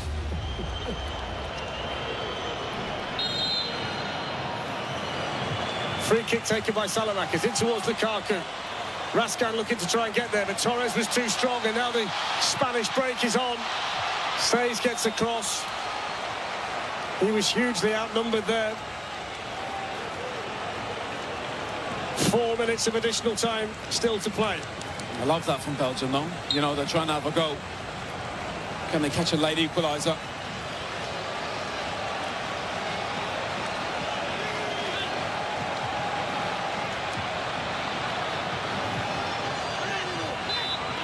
Well, Michael Oliver gives the free kick for the foul on the Spanish hero, Mikel Merino. Penny for his thoughts, Kevin De Bruyne. De La Fuente might well keep his record of never having lost a knockout match as the coach of Spain. Think about that. Another under-21 coach like Scaloni from Argentina, promoted, knows the players, always seems to make the right decision. Maybe that's the way. Yeah. Time running out for Belgium. Witsel challenging Pedri. Here's Williams.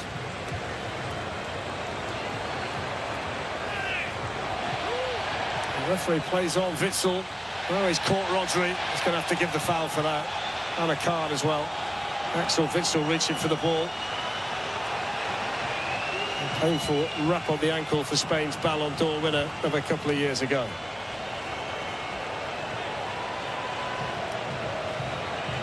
Yeah, it's just late. Witsel quite high on Rodri, though. I mean, he's missed so much time, hasn't he? But he looks like he's back to his controlling best. I like that partnership with Pedri as well.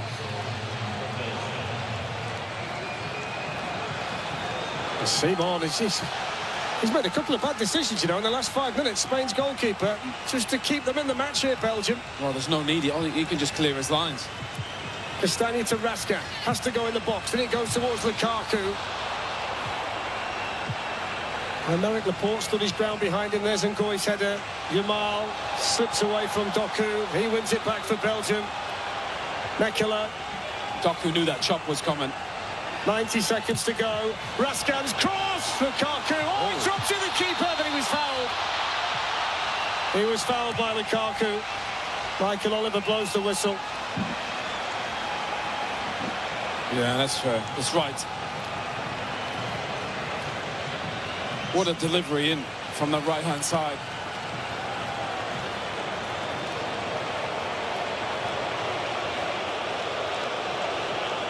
The boos you can hear in the background while you're looking at the replays, because the Green Bay Packers quarterback Jordan Love's just been shown on the screen. There's no love shown there from Lukaku. He had every right to go for it as well. Yeah. There's no way Simon's going to be able to come down with that. Feels like impact. the last chance into the final minute. It's now or never for Belgium.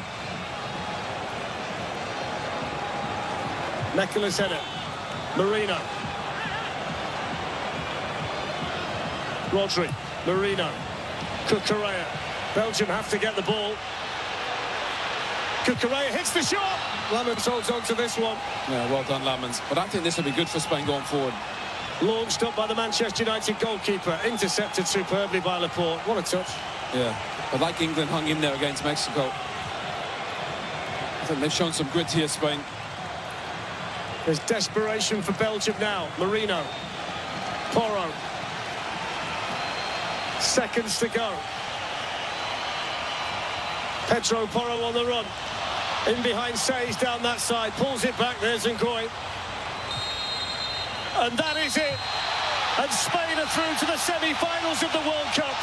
And they will face off with Kylian Mbappe and France in the last four.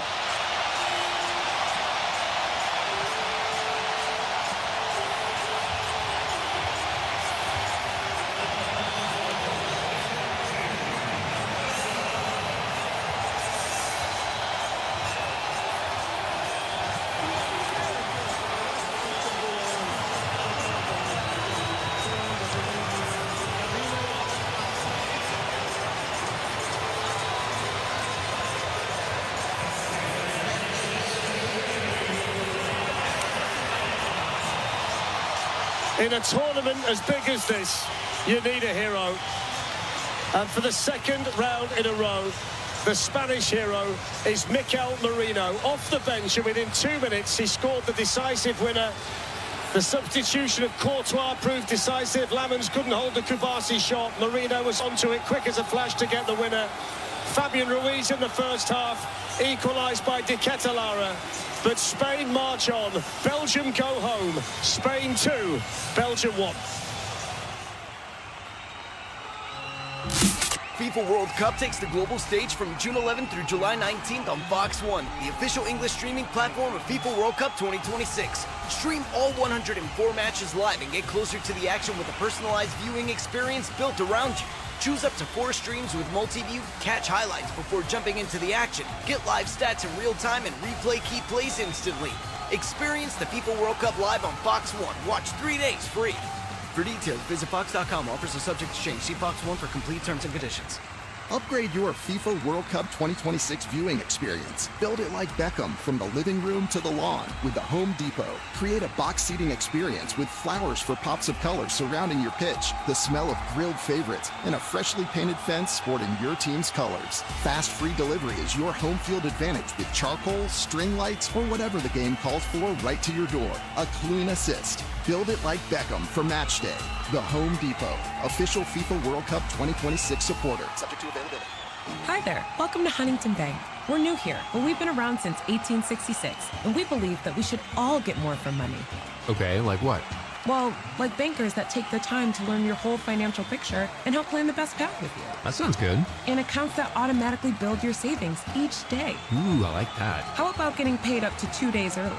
Okay, now you're just showing off. Let's get more from money. Switch to Huntington Bank. Welcome. Eligibility requirements apply. Some features may require enrollment.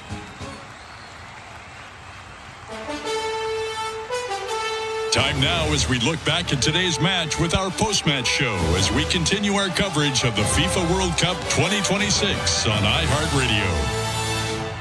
A semifinal is set. Dallas, Texas will host next Tuesday France versus Spain. I think in the bracket of games that we wanted to see in this tournament, we get to feast on Spain, France next week, and Spain are through after a 2-1 win today over Belgium in the quarterfinal in Los Angeles. We welcome you into the post-game show. My name is Jackson Feltz. I'm alongside the All-American and national champion at North Carolina, Danny Jackson. And Danny, I don't think that there is maybe anybody in the sports universe feeling worse right now than Sene Lemons, who came in off the bench for goalkeeper Courtois, and he had, for my money, Danny, the mistake of the entire tournament. Well, the mistake of the tournament relative to the timing and the horrible timing that he did it, and it's a tough one.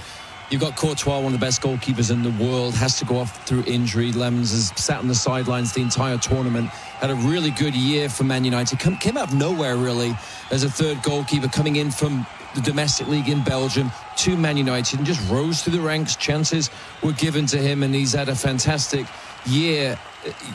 It's just a really tough one on a young player to fumble a shot like that I'm sure he takes those types of shots every single day in practice and has no problem. And on the big stage, he fumbles it, and it falls to the man that you don't want it to fall to at this moment in time is the Arsenal man, Marino, who blasts it into the roof of the net. It was his second touch and the second game in a row where he scored a goal in the final minutes, and it takes Spain to their second semi-final in their history, and the last time they made it in 2010, they won it.